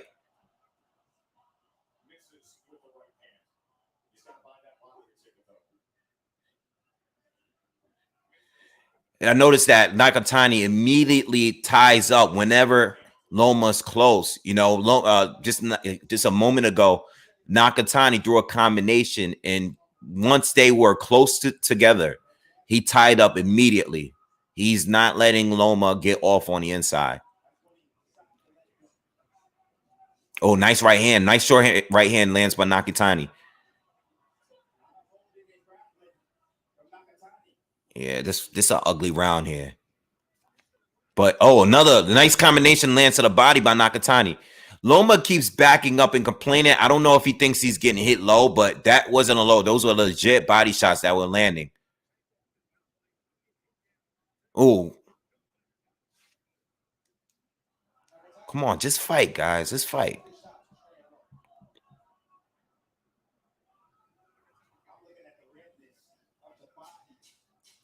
Yeah, Lomachenko's body is red. You can see on that right side there, it is red. It was been red too. All right. I'm giving Nakatani that fourth round. I have it 3-1. I think if any round is debatable, it's probably the first round. But I think I got it 3-1 Loma. I like Nakatani in the fourth round. All right, let me turn to Showtime real quick to see how far away they are from starting this fight. All right, Mario Barrios is now walking to the ring. All right, he is walking to the ring. And yeah.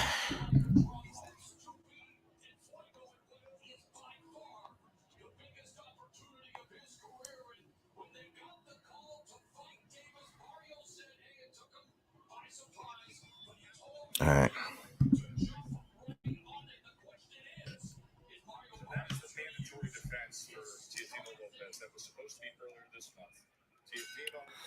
All right, round 5. No, Tank did not walk out yet. They're just walking out. Mario Barrios is walking out.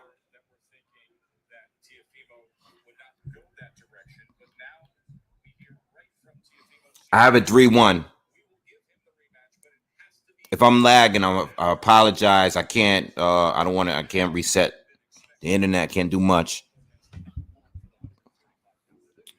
All right, so we're in round 5. Loma and Nakatani. No Tank fight yet.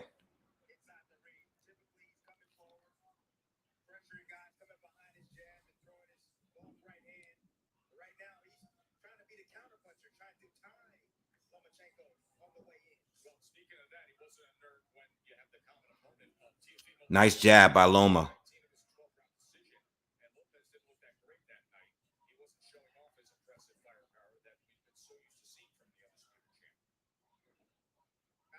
This is a very technical fight.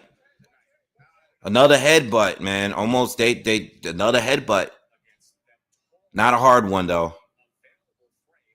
This is southpaw, orthodox fighter. It happens. It is what it is. Especially these guys that. Oh man, Nakatani keeps tying up, man. He is not letting Loma get off on the inside at all. I think clash heads again. This is beginning to be. This is actually turning out to be a pretty ugly fight between Nakatani and Lomachenko.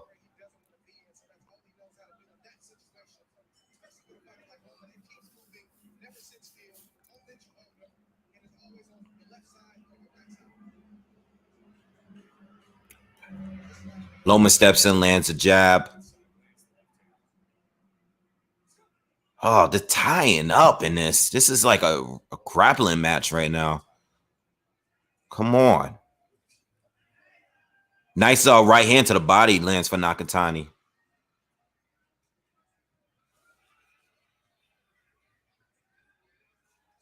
Tank is now entering the ring. He's walking to the ring, I mean.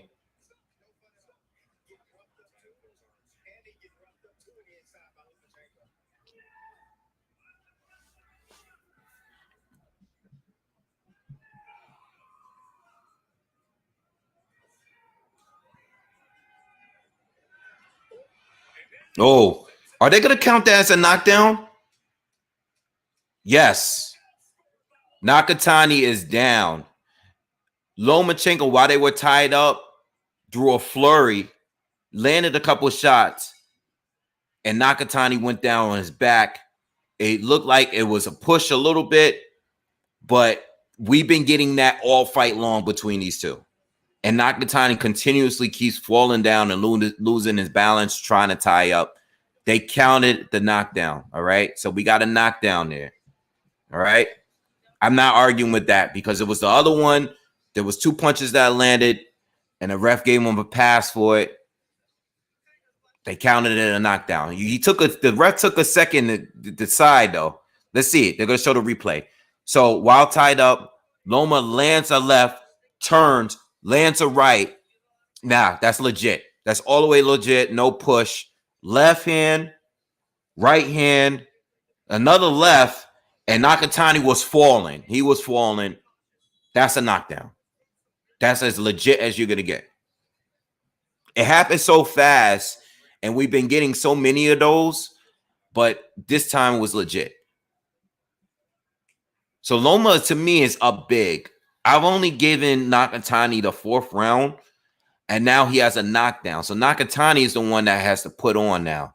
He has to do nothing. The pressure is on him now. We're in the 6th round. Let's see what happens. Loma lands a right hand. Tank Davis, by the way, Tank Davis is in the ring.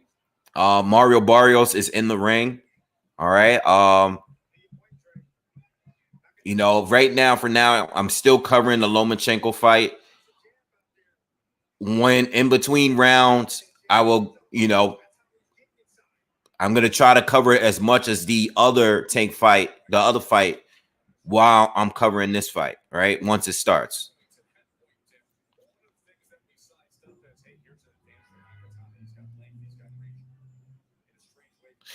The thing is, Lomachenko needs to keep the pressure going, though.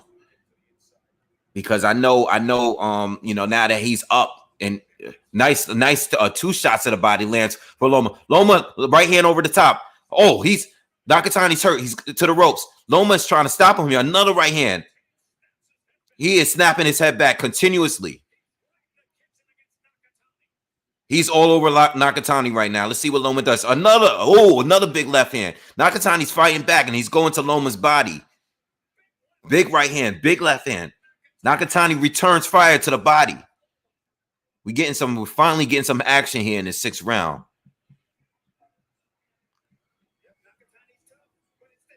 Another right hand lands for Loma.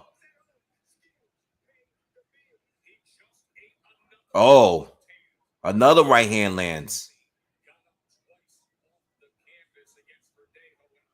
I think Lomachenko slowed down a little bit. I think he might have punched himself out just a little bit.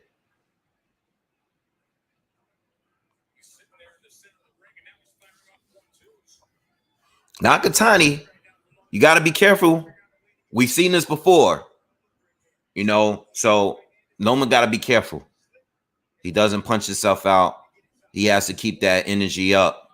Because Nakatani, we saw what happened in Verdejo fight once Verdejo got tired. All right. Big round for Loma, though. This 6th round has been all Loma. He slowed down now, but he had a big round so far. Plus, he got the knockdown in the last round. All right, right now, Tank and Barrios hasn't started yet still. They're just doing the announcements. They're both in the ring. All right, I'll keep you guys updated as I continue to do commentary for the Lomachenko fight. All right, round done. Round 6 done. Another Loma round for me. A big round for him. We didn't get a knockdown, but he landed a lot of big shots against Nakatani.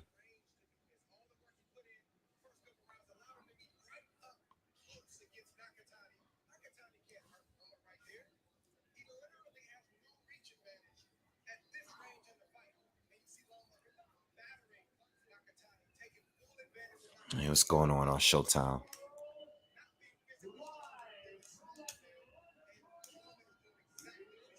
Wow.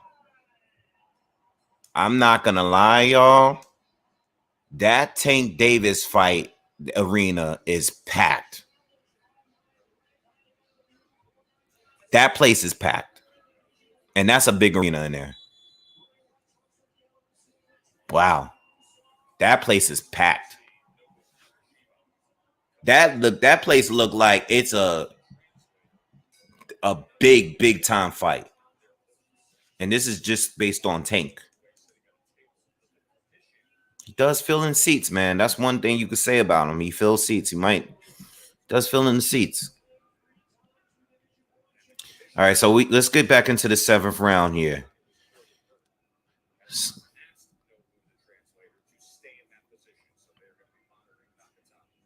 Nakatani lands a jab.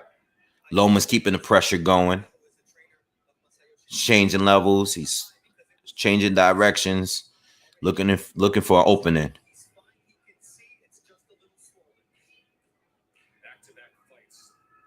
Nakatani, not too much damage up top, some swelling. He's been bleeding from the mouth a bit now. Nice left to the body lands for Nakatani. Lomachenko returns fire, lands a left up top. They're tied up. Loma is still throwing punches. All right, 1 minute into the 7th round. Not much happened in this round yet.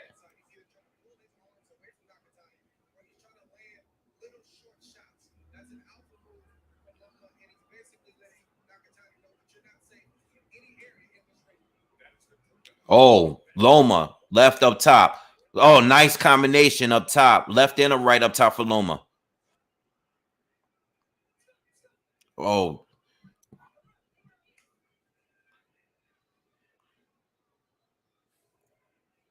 Nakatani swelling. His eyes are swollen a little bit.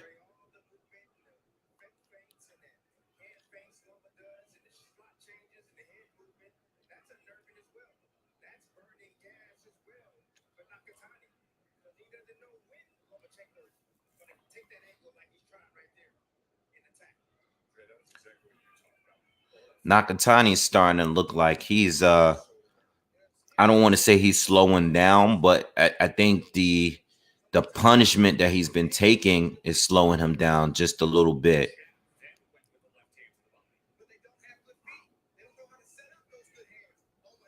He's still trying to counter and set up Loma as he's stepping in. Nakatani's right eye is actually getting pretty bad here. Loma lands another straight left. Nakatani's eyes, his right eye, is starting to look really bad. Let's see what happens. All right. Tank versus Barrios is on. Round 1 is on. And from what I've seen on corner of my eye, it looks like Barrios is coming at Tank a little bit. Another left hand lands by Loma. Loma's trying to finish him off, but Nakatani turns with him, and he's still up. Another big round, another big win for Loma. Loma has been dominant. I've only given Nakatani 1 round, and that's the end of that.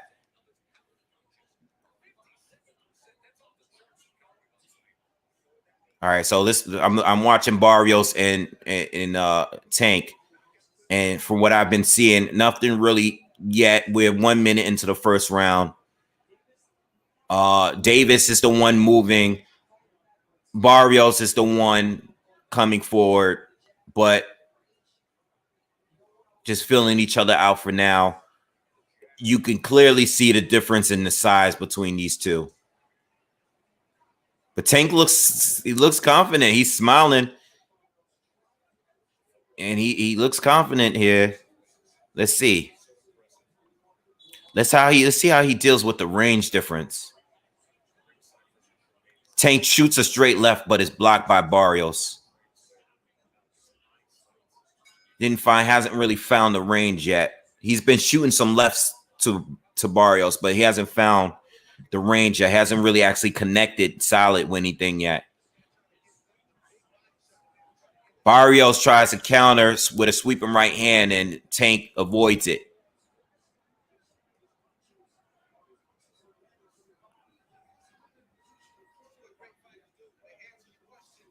All right. We're in the 8th round of the Lomachenko Nakatani fight.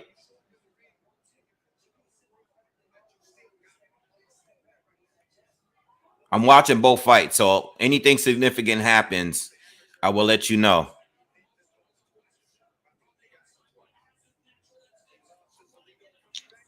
Loma lands another big straight left hand. Backs Nakatani up. Nakatani holds.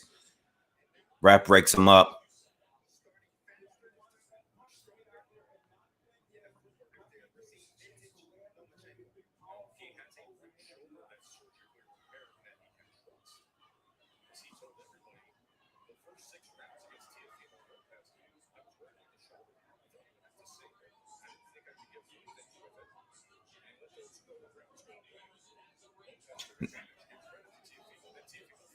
Ref warns Tank. Short shot. Tanks gets a jab to the body. Didn't really see much happening in that round. Not much in that first round between Tank and Barrios.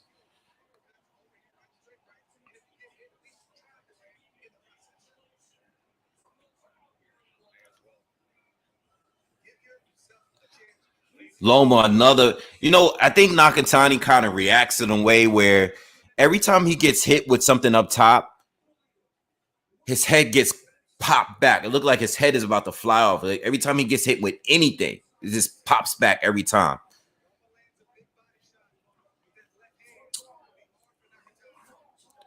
I was expecting more body work by Loma. I think he's just maybe having a hard time doing. I think Nakatani has definitely defended that body and kept that guard low.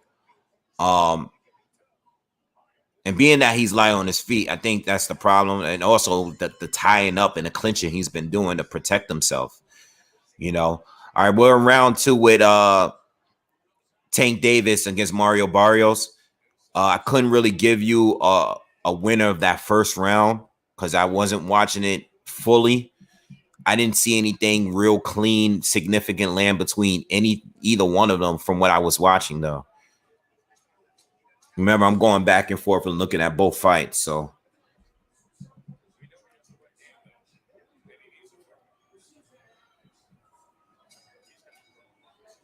All right, end of 8th round for Loma.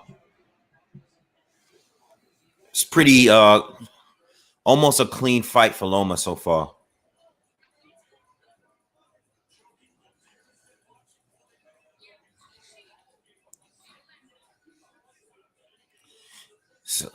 So Mario's just stalking Tank, and Tank is just looking for the counter, but Tank is slowly trying to close the gap, and he's closing the gap a little bit. Definitely not the Leo Santa Cruz fight. Nah, that was blocked by Tank. But Mario did sneak a jab through that guard, though.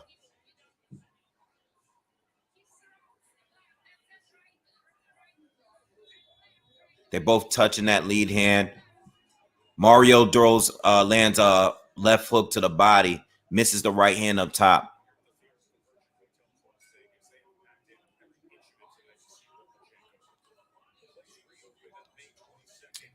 Davis is still trying to close in.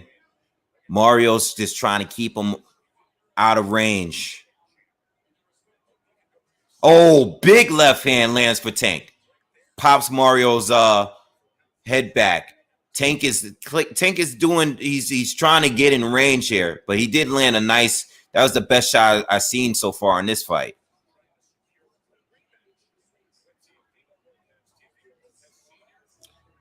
Mario Barrios lands a looping right hand. Oh, he lands a right hand up top. Might have been blocked though, but he definitely landed the looping right hand to the body. All right, let's see what's going on with this Loma fight.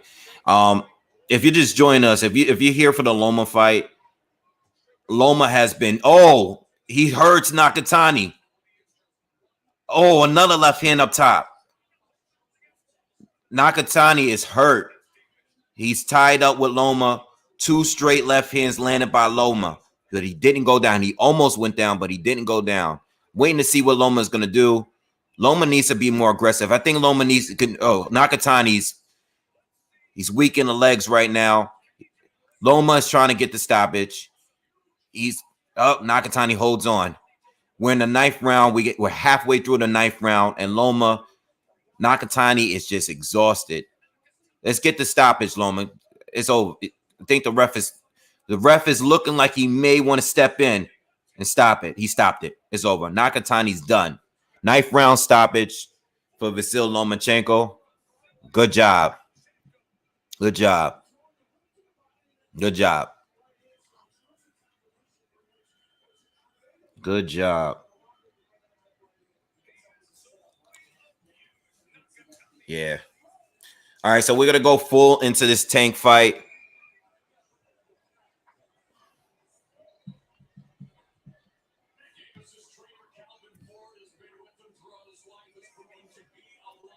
All right, so I'm not going to be able to do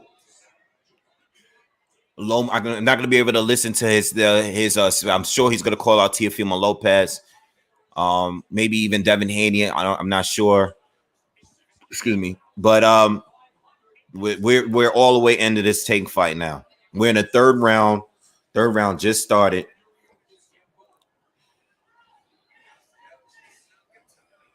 Jab lands to the body by Barrios.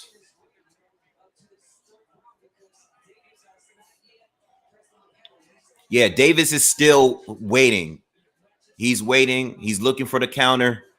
Barrios is the one that's kind of coming forward, but Tank is now it looks like he's trying to close in a little bit on Mario. Tank lands a straight left to the body, real sharp. Oh, Davis shoots the left hand and Barrios counters him with a right. Mario Barrios looks sharp so far, guys. Looks good.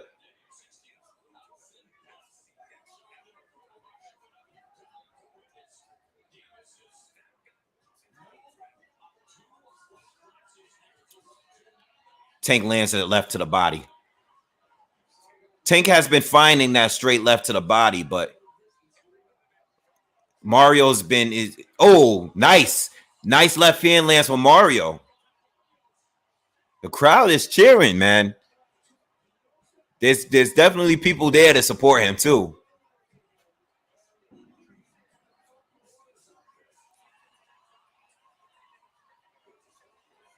Tank lands a straight left up top. Tank is still looking very relaxed though. Tank lands a left uppercut. The crowd is standing up for Tank in the third round.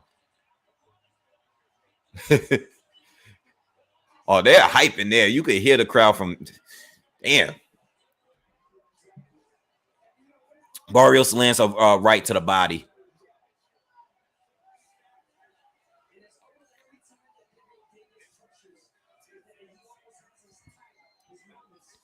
Tank lands a jab to the body. Ooh, nice short left hand lands by Tank. Caught Barrios as he stepped in with a right hand. Missed. Barrios lands a left to the body. Barrios lands a jab. 13 seconds left in the third round. Another uppercut lands for Tank, the same one that he landed earlier.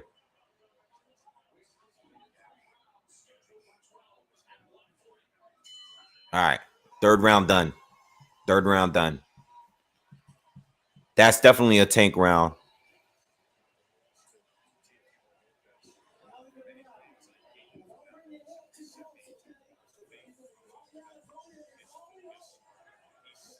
Nah, Barrios doesn't look like he's Tank is fine. He's definitely not getting hurt so far.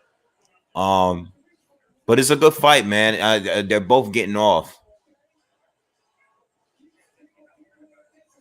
I think Mario just needs to relax. I don't think he's doing anything wrong. I think Tank did well that round, but Mario looks like just him sitting in the corner. He just looks a little frustrated. I don't know if he's letting the crowd get to him. He just needs to relax. You know, that crowd is there, big crowd for Tank. People are going to react anytime he lands. Mario Barrios just needs to do what he does. He needs to relax. But this is what happens when you never been on, you never fought on the stage before. All right, so now we're in the fourth round.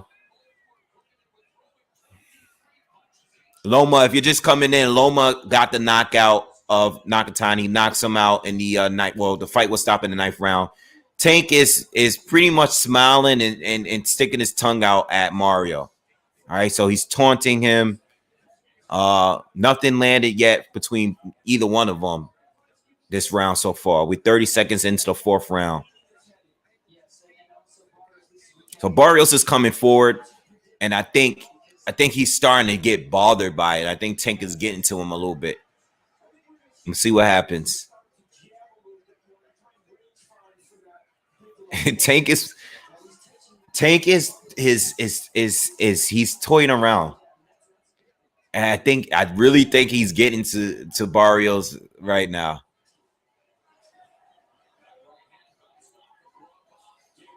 Good defense from Tank, though. This is not the Tank that we saw in the Leo Santa Cruz. He's definitely being more defensive. He's being more cautious. Barrios actually landed two jabs right through Tank's guard. But we're seeing good defense from Tank so far. Tank tried to just counter Barrios. He stepped in with the uppercut again, but didn't catch him this time.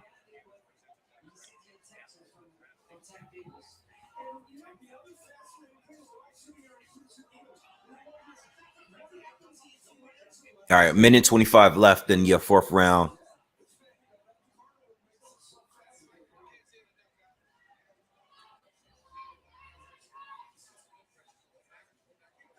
Tank is just trying to close the gap, but I'm waiting for the shot. I think Tank is looking for the uppercut.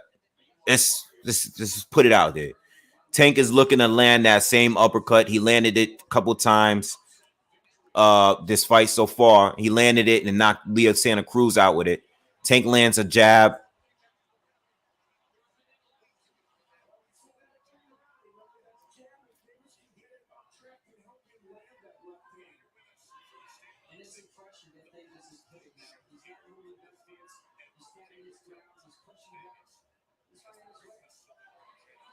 Nice right to the body by Mario Barrios, but it was blocked by Tank. Tank hasn't done much this round instead of toyed around. Didn't really land anything significant.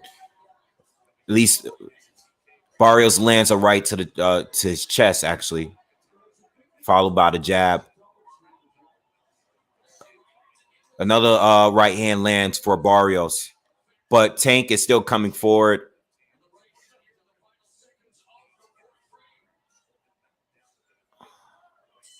All right. That's a Barrios round. I'm giving him that round, even though, Tank is entertaining the crowd. He didn't land anything that round that was significant, not like the previous round. But he seems to be very comfortable closing a gap against Mario and even taking his power up to this point. All right. I can't score the first two rounds because I was still covering the Lomachenko fight.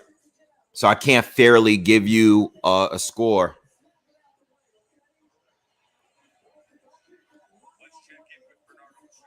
I can't fairly give you a score for the first two rounds, all right?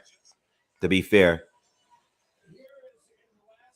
Lomachenko did win by knockout, yeah, in the 9th round. But I gave Tank the 3rd round and I gave Barrios the 4th round.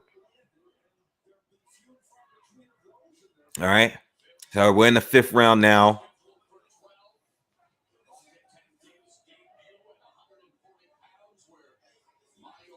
So Tank is just, they're both in the center of the ring now, and now they're actually both in range.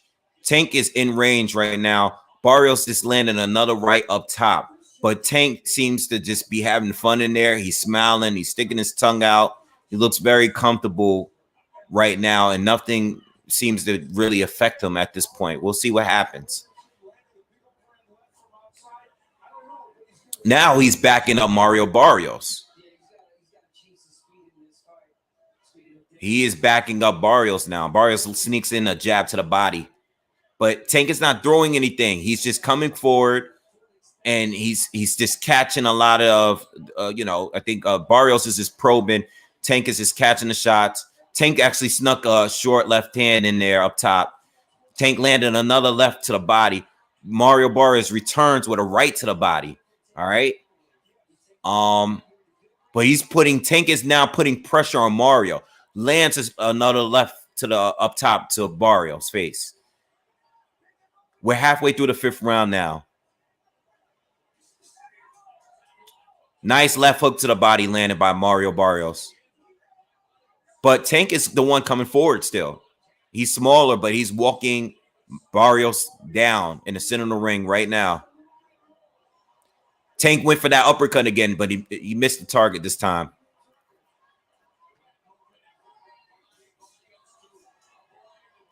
What happened with Barrios? Now we're in the 5th round. Tank, right hook to the body. Tank is walking him down, being very aggressive now. And the crowd is into it. Mario lands another right to the body. Tank lands a left up top. Mario got to relax. I said this 2 rounds ago, or last round. He needs to relax in this box.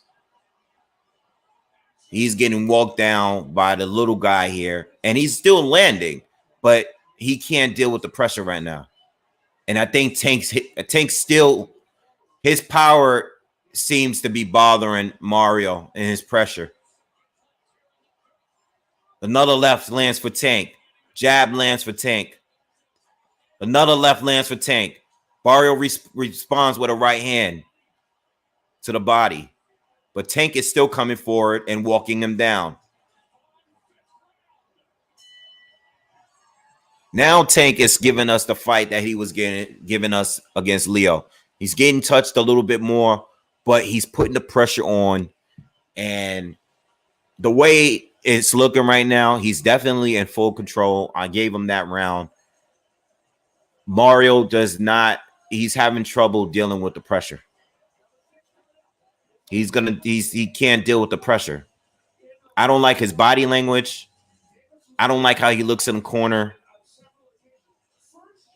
And he's no longer using his height and his reach. He's no longer moving. He's just slowly backing up from Tank. Yeah, actually, that body shot that I said that Mario landed actually was blocked. They're showing the replays now.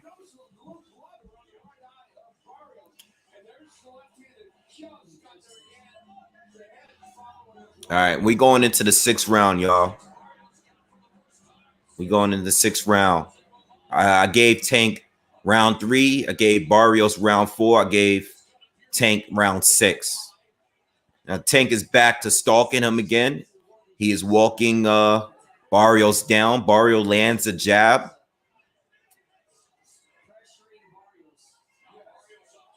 Barrios shoots a winging right hand.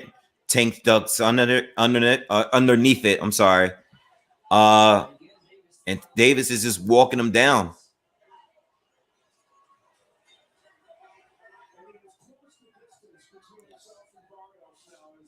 Barrios lands a right to the body. Tank is all in his space. Not throwing anything, but he's all in his space.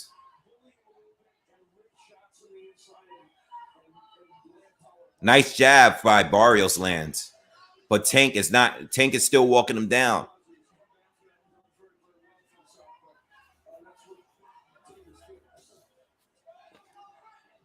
Tank is getting hit a little bit more, but he doesn't respect Barrios' power. Tank sneaks a straight left right through the guard of Barrios.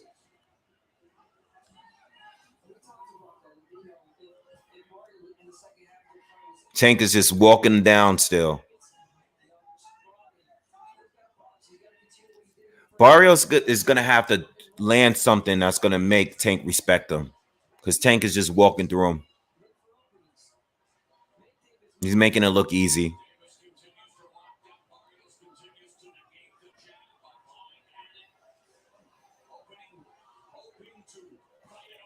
Left to the body by Tank. Big left. Another left. Barrios returns with a right hand up top.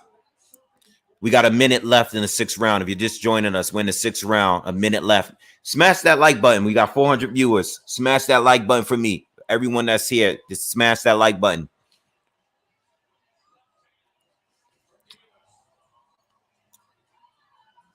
Nice left hand lands for Davis.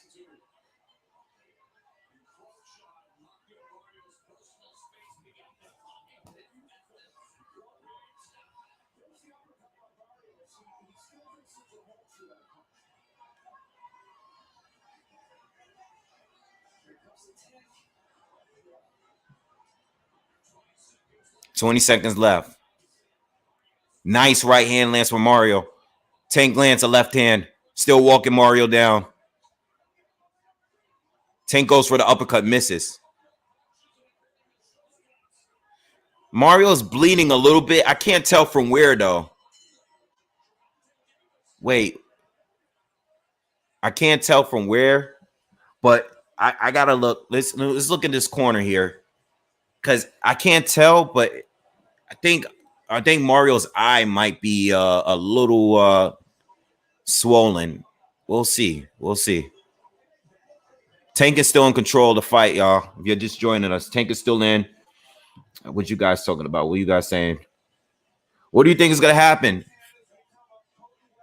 You think Tank is good? You guys think Tank is going to stop him? Do you think Mario has a chance? What do you guys think here? For the guys, for everyone that's viewing the fight. Mario, they're both landing. But one is in command, and that's Tank Davis. Tank is in command. They're both landing. One doesn't care about the other person shots landing. The other does. That's the difference between the both of them. They're both landing. This is the Leo Santa Cruz fight. It's starting to turn into that again. But I would like to say that I thought Leo was doing better than Mario is right now. All right. I didn't score the first 2 rounds, though. I didn't score the first 2 rounds. I don't know what you guys scored the first 2 rounds. I didn't score. I had Lomachenko on. Mario Barrios lands to the body with a right hand. We're in the 7th round, y'all.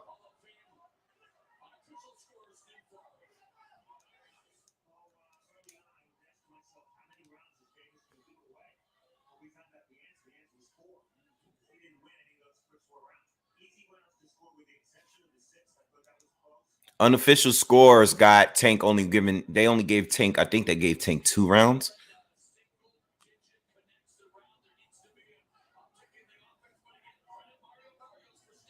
Listen, Mario is landing. It's just that Tank doesn't care, and he's walking through him. Tank sneaks in a straight left up top.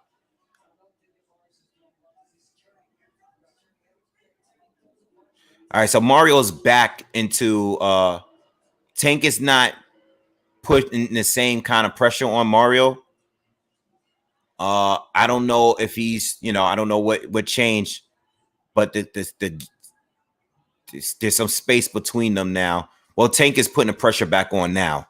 All right, but most of this round, there was some space between the two.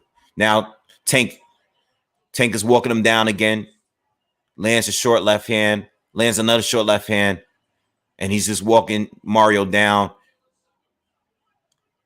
We're just under a minute left in the 7th round. Tank almost lands the uppercut. It was blocked by Mario. He blocked that one. Tank lands another straight left.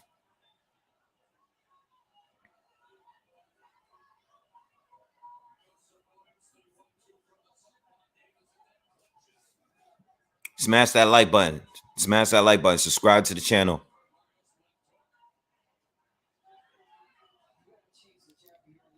Oh, another straight left. Right, left by Tank. Tank is putting that pressure on hard now. Heavy pressure. Mario responds with a 1-2.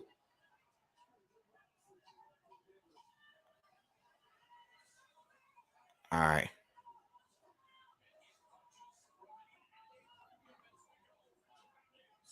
All right. Round done. 7th round. Clear Tank round. I think the 6th round might have been Mario Barrios, though. I think Barrios landed a little bit more for me in the 6th round. But that was a big Tank round again.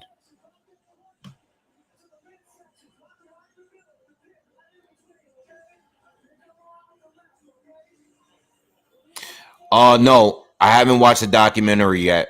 Oh, I know about it. When I do watch it, I'll do a review for it. I haven't watched it yet. I haven't had time to watch it, but I will watch it. I have it on my list. I just haven't gotten around to watching it. I'm probably gonna. I want to go through the whole thing because I know it's a docu-series. It's just not one movie, so I'm gonna get a day where I can just watch the whole thing all the way through. I don't want to watch it in pieces. You know. I gave Tank that round. I gave. Damn, I should be writing it down. All right, we're in the 8th round. And now Tank is going back to backing up. He got his back against the ropes here. And Mario is coming forward, but he's kind of just waiting on Tank. All right, he shoots a flurry, only lands a jab, lands another jab. Tank is now walking him down with that high guard again. Let's see what he could do.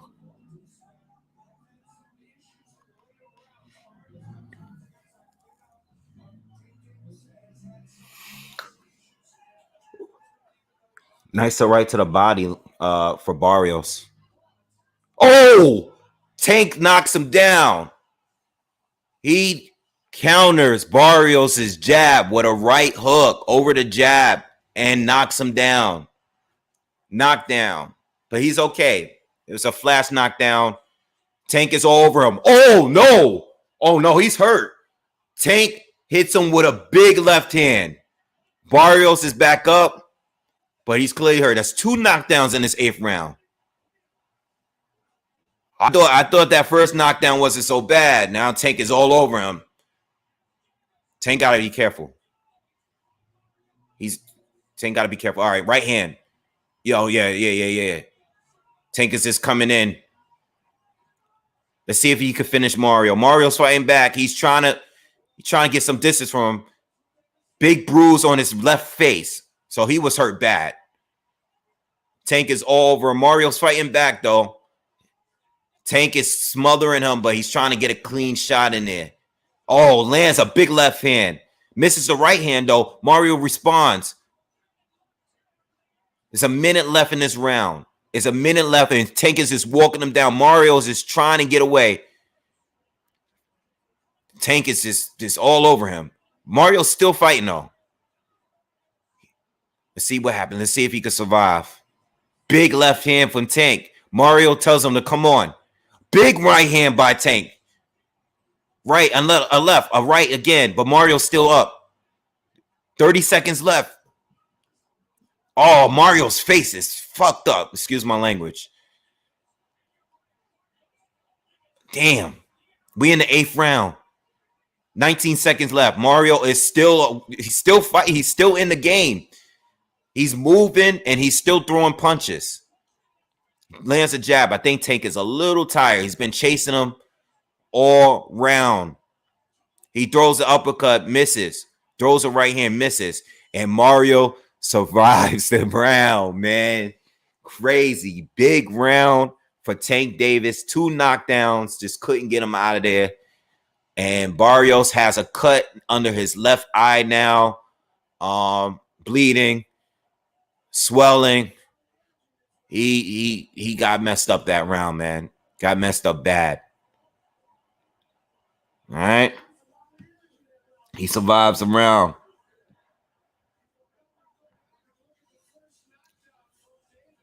The first one was a right hand over the jab.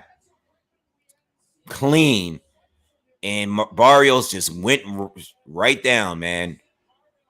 But it looked like he tumbled over, like he tripped over his feet a little bit.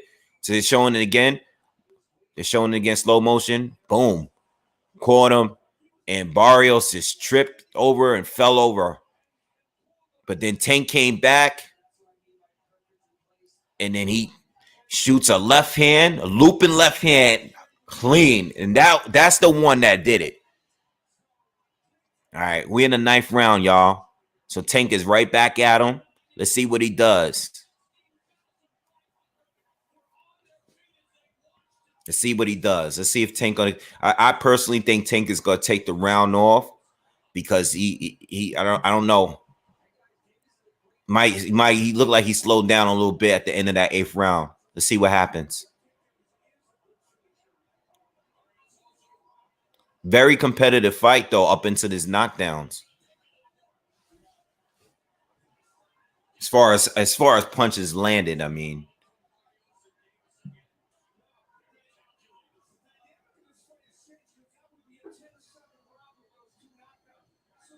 So Tank, not much action from him this round. They're in the center of the ring. He's not putting the pressure on him, but he's in range. He's staying right in range, and he's just stalking. Oh, Mario lands a big left hand, and Tank just does a little dance. He's just doing his little dance right now. Good shot landed by Mario, though. Good shot.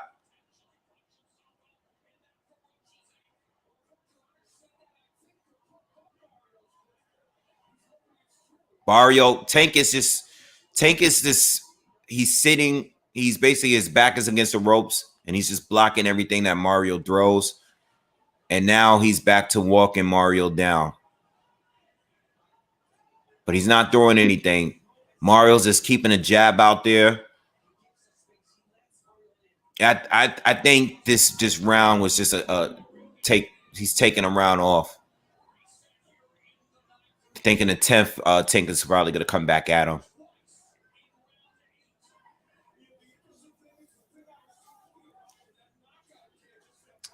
Tank lands a jab to the body. I think that's the first shot he landed this round.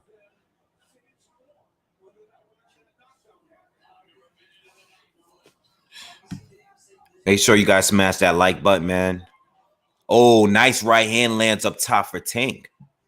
Nice sweeping right hand. Barrios lands a jab. Tank is back against the ropes. Or he's back on the corner right now. Oh, nice left landed for Barrios. Now Tank is walking forward again. Let's see if he does anything. We got 30 seconds, a little less than 30 seconds left in this round.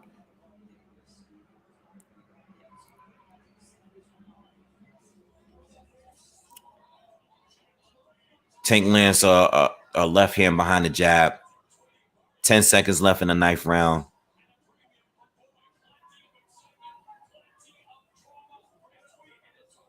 Yeah, Barrios shoots a right hand. Looked really weak. Miss. And round is over. Not much action that round. Both kind of took the round off. Tank stepped it up in the end of the round, though. Tank told his Tank asked his coach to move out of the way while he was sitting in the corner so he could look at Mario. Now Floyd's over talking to him.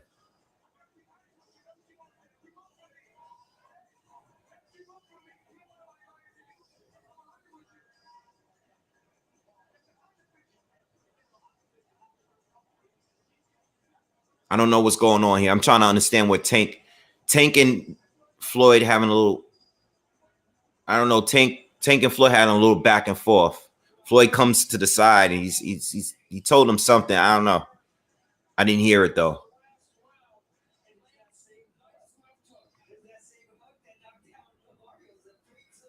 All right. We're going into the, what round is this? We're going into the 10th round. All right. All right.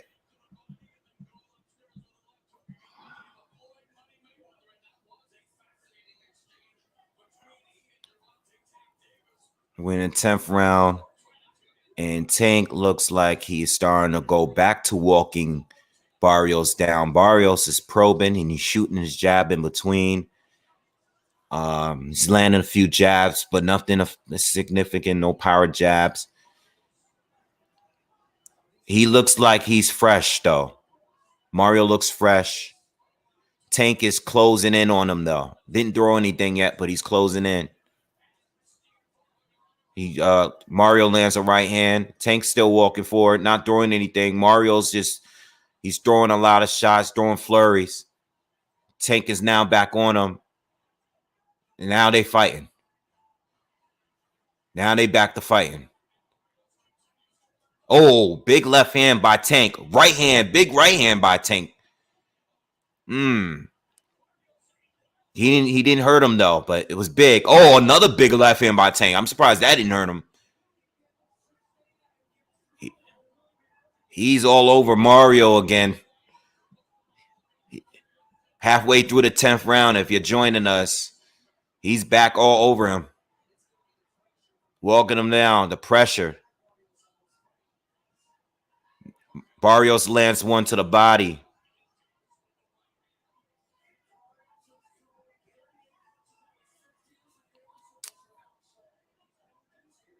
Tank just walking him down, trying to close the distance between them. Davis sneaks a short left hand to the body. Oh, nice combination to the body by Mario Barrios. Nice. Oh, Tank is back on him, though.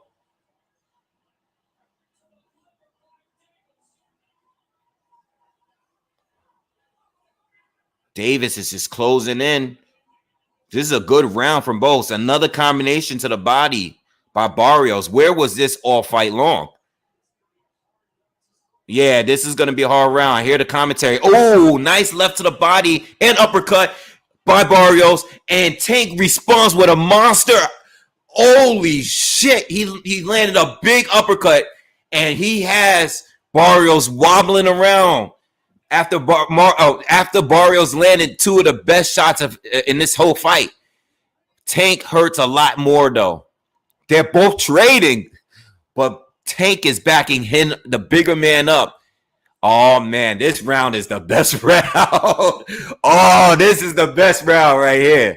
All right, we done. 10th round is done. Woo! Oh, that was a good round. That was a good round. You got to give it to Tank, though, because he hurts more, man. Barrios landed more, but Tank hurt. Tank hurt when he landed. He hurts. He's a smaller guy, but he hurts, man. Barrios was landing uppercuts, combinations to the body, hooks, everything. And Tank kept walking him down. Started countering him. Landed that monster uppercut and had this guy on wobbly legs. That was a good round, though. That was the best round this fight so far. Nah, I'm giving it to Tank off the strength that he was able to hurt Mario. I think Mario definitely landed way more, though. But I'm giving it to Tank because when he connected, he kept hurting him. You know?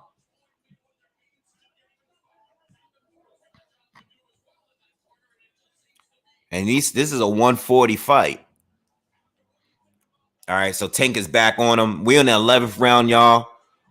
If you weren't here earlier, Tank got 2 knockdowns earlier in the fight in the 8th round.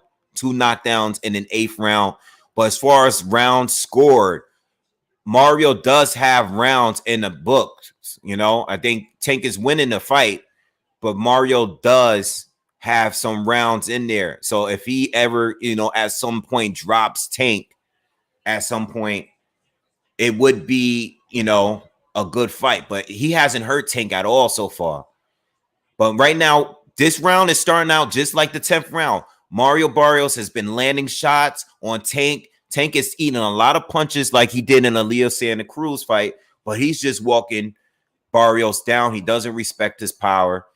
Barrios has been landing combinations to the body, and the ref just stopped it because Barrios' tape is hanging off his glove. And that was probably done on purpose. Give him some time. All right. So we 2 minutes left in the 11th round. Tank is coming in full force, lands a straight left. Barrios is fighting back, though. He's keeping that jab out there. Tank is being very aggressive now. 1 left to the body. They both trading, but a lot of shots are being slipped. A lot of action in this fight, y'all. Good fight. Good fight. Very good fight. They're both trading. Davis is hitting them with lefts. Barrios is returning fire. This is a good fight. We're halfway through the 11th round. Tank lands another big left. All right, and an uppercut and a right hand. He's backing Mario again. This is what I mean. This is what happens. Mario is landing more shots, but Tank is the one coming forward and hurting him when he lands. Tank lands a left to the body. I hope it wasn't low, though. He's down. He's counting. He's getting a count. Hope it wasn't low. All right. 8. 8 count. Barrios is not complaining, so I guess it was a clean shot to the body. That's another knockdown from Barrios in the 11th round. Oh, another left hand lands. Oh, they stopped the fight. They stopped the fight. I was a little off. Tank just yo Tank just jumped. Tank jumped, climbed to the top of the turnbuckle like it's wrestling and did a flip off the top of the turn. I was a little confused at the end because Tank landed a big left hand and Mario was out for a second. But he still, he recovered and then the ref just stepped in.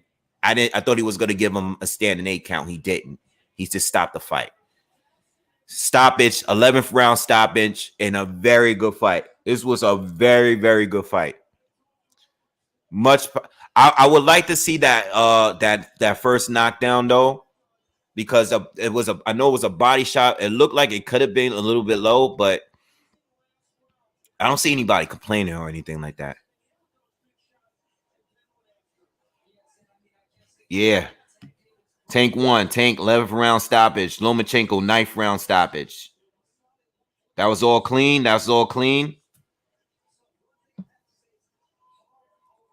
This was a very good fight. Very, very good fight. You know what? I'm not mad at Barrios at all. That was a very, very good fight. He did his thing. I just think that Tank hits too hard. And I don't think Barrios knew what to do with he was having issues with the pressure, but he held it down. He still fought. But when he was fighting on his back foot and all that pressure, he couldn't get the power in, That was a good fight. That was a very good fight. Very good fight.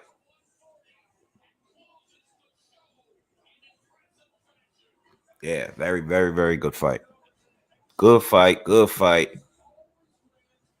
What do you guys think? Barrios was game. Not a bad loss for him.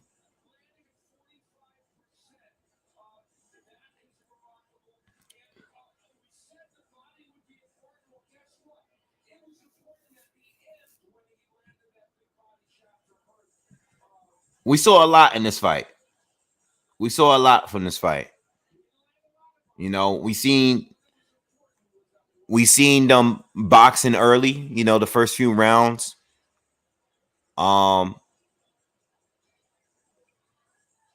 They both were, outside of range, and well, at least Tank was outside of range. There was a point when he started pressuring Mario, but it still wasn't hard pressure. Wait. Yeah, that shot looked weird. It definitely wasn't low though. They just showed a replay. It's just that when Tank threw it, they both were throwing Tank was throwing an uppercut with his left, and Mario was throwing a right with his right, and they both clipped each other. But Tank's got through better. But that last left hand that Tank landed hurt Barrios bad. You can tell.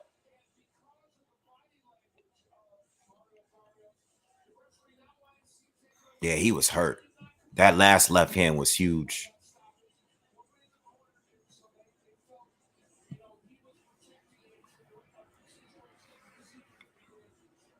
That was a good fight. Very entertaining fight. And Tank just jumped from the top of the belt. He did the Shawn Michaels. Was it Shawn Michaels that did that? What wrestler used to just climb all the way to the top and do the flip off the top? Maybe it was one of them. The reason why I said it was low, because First of all, I said I don't know if it was low, but from the angle that it happened on, the camera was behind Tank.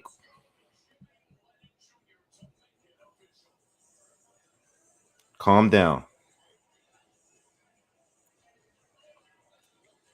Yeah, the backflip was official. All right. I love this fight. This was a good fight. This was a good, entertaining fight.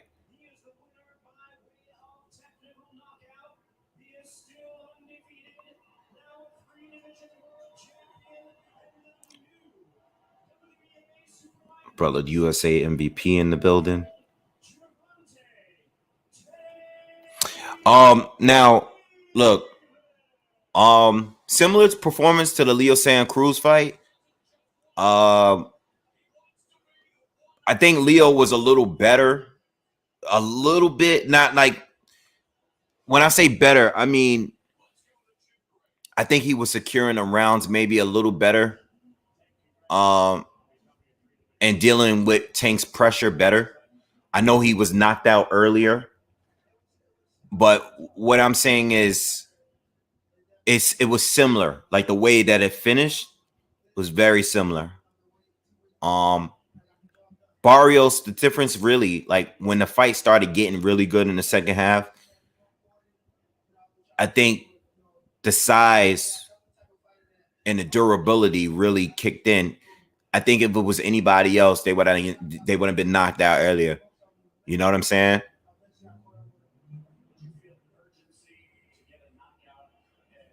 But the thing is, though, I don't know what Tank is gonna do next because he's literally doing what he wants to do.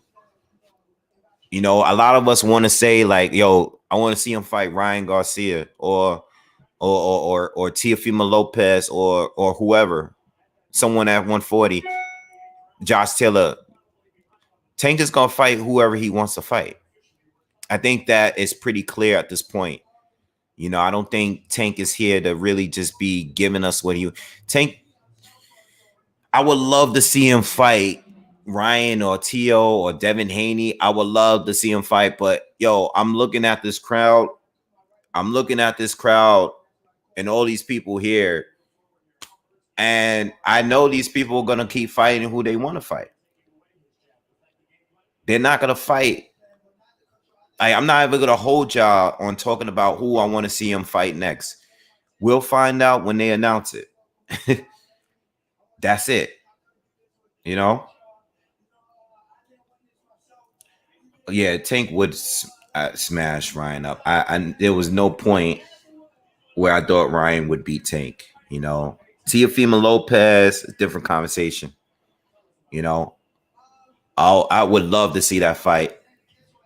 I would love to see Tank and Tio fight. Them two specifically because I feel like, you know, well, Tio's actually fighting Lomachenko, of course. I mean, well, probably in a rematch. But I don't know what Tank gonna do next, man.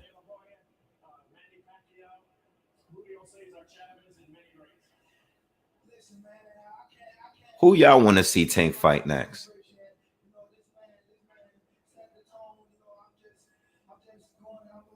Who do y'all want to see Tank fight next? And I honestly think Tank beats Ryan. I think Tank beats Ryan earlier than Mario or even I think he beats Ryan in less in 6, the longest. I would love to see Tank fight Loma. Tank versus Prograde. I would like that. They've been doing a lot of talking. I don't think it's gonna happen though.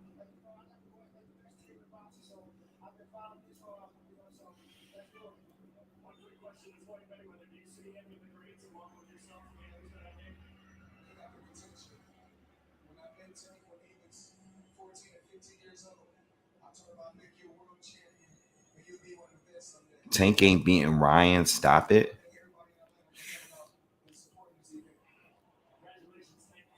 I don't think Ryan could beat. It's not. I'm sorry, man, but there's not any point where I thought Ryan could beat Tank. I don't know, man. I just think I don't know, man.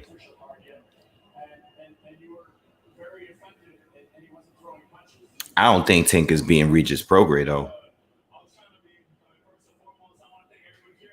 I already told y'all that Tank ain't being Regis Prograde. Like Regis Prograde would have slept Mario Barrios. Like he would have knocked him out.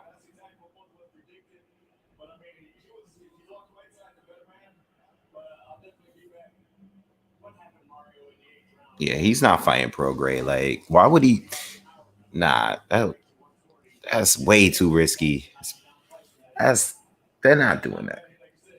That's not even realistic. Like, I see Tank fighting Loma before he fight Prograde. He's not fighting Prograde. Mikey Garcia at 140. That would be a good fight. I would love to see that. I'd like to see that. That would be a good fight. Carmen, what you not sure about? Yo, Wave, yo, Bird.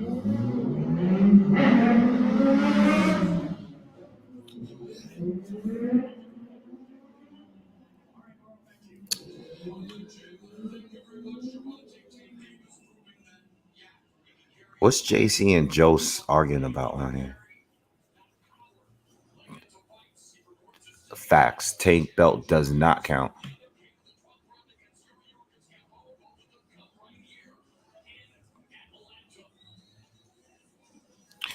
Carl says good fight. Just would like to have see Barrios keeping it long, but Tank's speed was just that one step against Mario. Good fight, well done, Davis. Yo, not for nothing, but I thought Nakatani was gonna be better than what he was. He actually was kind of disappointing tonight.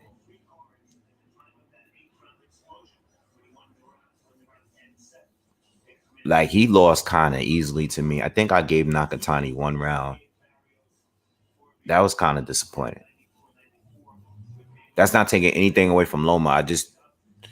I thought that Loma was I thought Nakatani was a little bit more could have given us a little bit more than what he gave. Like all the clinching and tying up, like he just really didn't have anything. I thought like, seeing him fight against Tio and seeing him fight against Verdejo, I just thought I expected him a little bit more from him. That's all. I thought it'd be a more competitive fight. Like, you know how this fight was? Like, even though Tanks got the stoppage, it was a very competitive fight. You know what I'm saying? Like, this was a good ass fight. It was a very competitive fight. Like, Mario lost, but is much respect. Like, you know what I'm saying? Very good respect. Like, he ain't lay down. Like, I thought that Nakatani kind of just, I don't know what happened with him. I expected more. I thought it was a little bit more. That's all. Nah, Loma did what he had to do for sure. I just expected more from him. I thought it would be a closer fight than that. I thought he would give him a little bit more trouble than what he did. Yeah, Loma did look bigger in this fight. I said that early.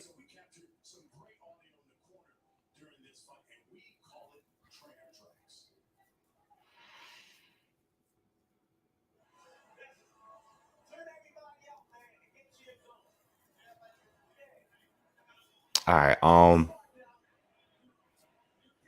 about to get out of here, y'all. I'm kind of tired. Um, my boy texted me. I wonder if he in here. My boy love Tank. He just texted me. Damn, son, you can't tell me Tank ain't the truth. I thought Barrios was too big for him. Boy, was I wrong. I'm gonna get out of here, y'all, man. I'm not staying up late. But we'll talk more about it. I want to hear like all the press conference, post fight press conference reviews and all that. And then I'll be back here talking about these fights and stuff. But if you haven't already, before you get out of here, just do me a favor, smash that like button, that thumbs up button. If you are new here, make sure you subscribe to the channel. I apologize for my main official viewers. Couldn't cover the entire card, but I was out having too much fun today. So I'm out of here, man. See you guys soon. See you in the next one. Peace.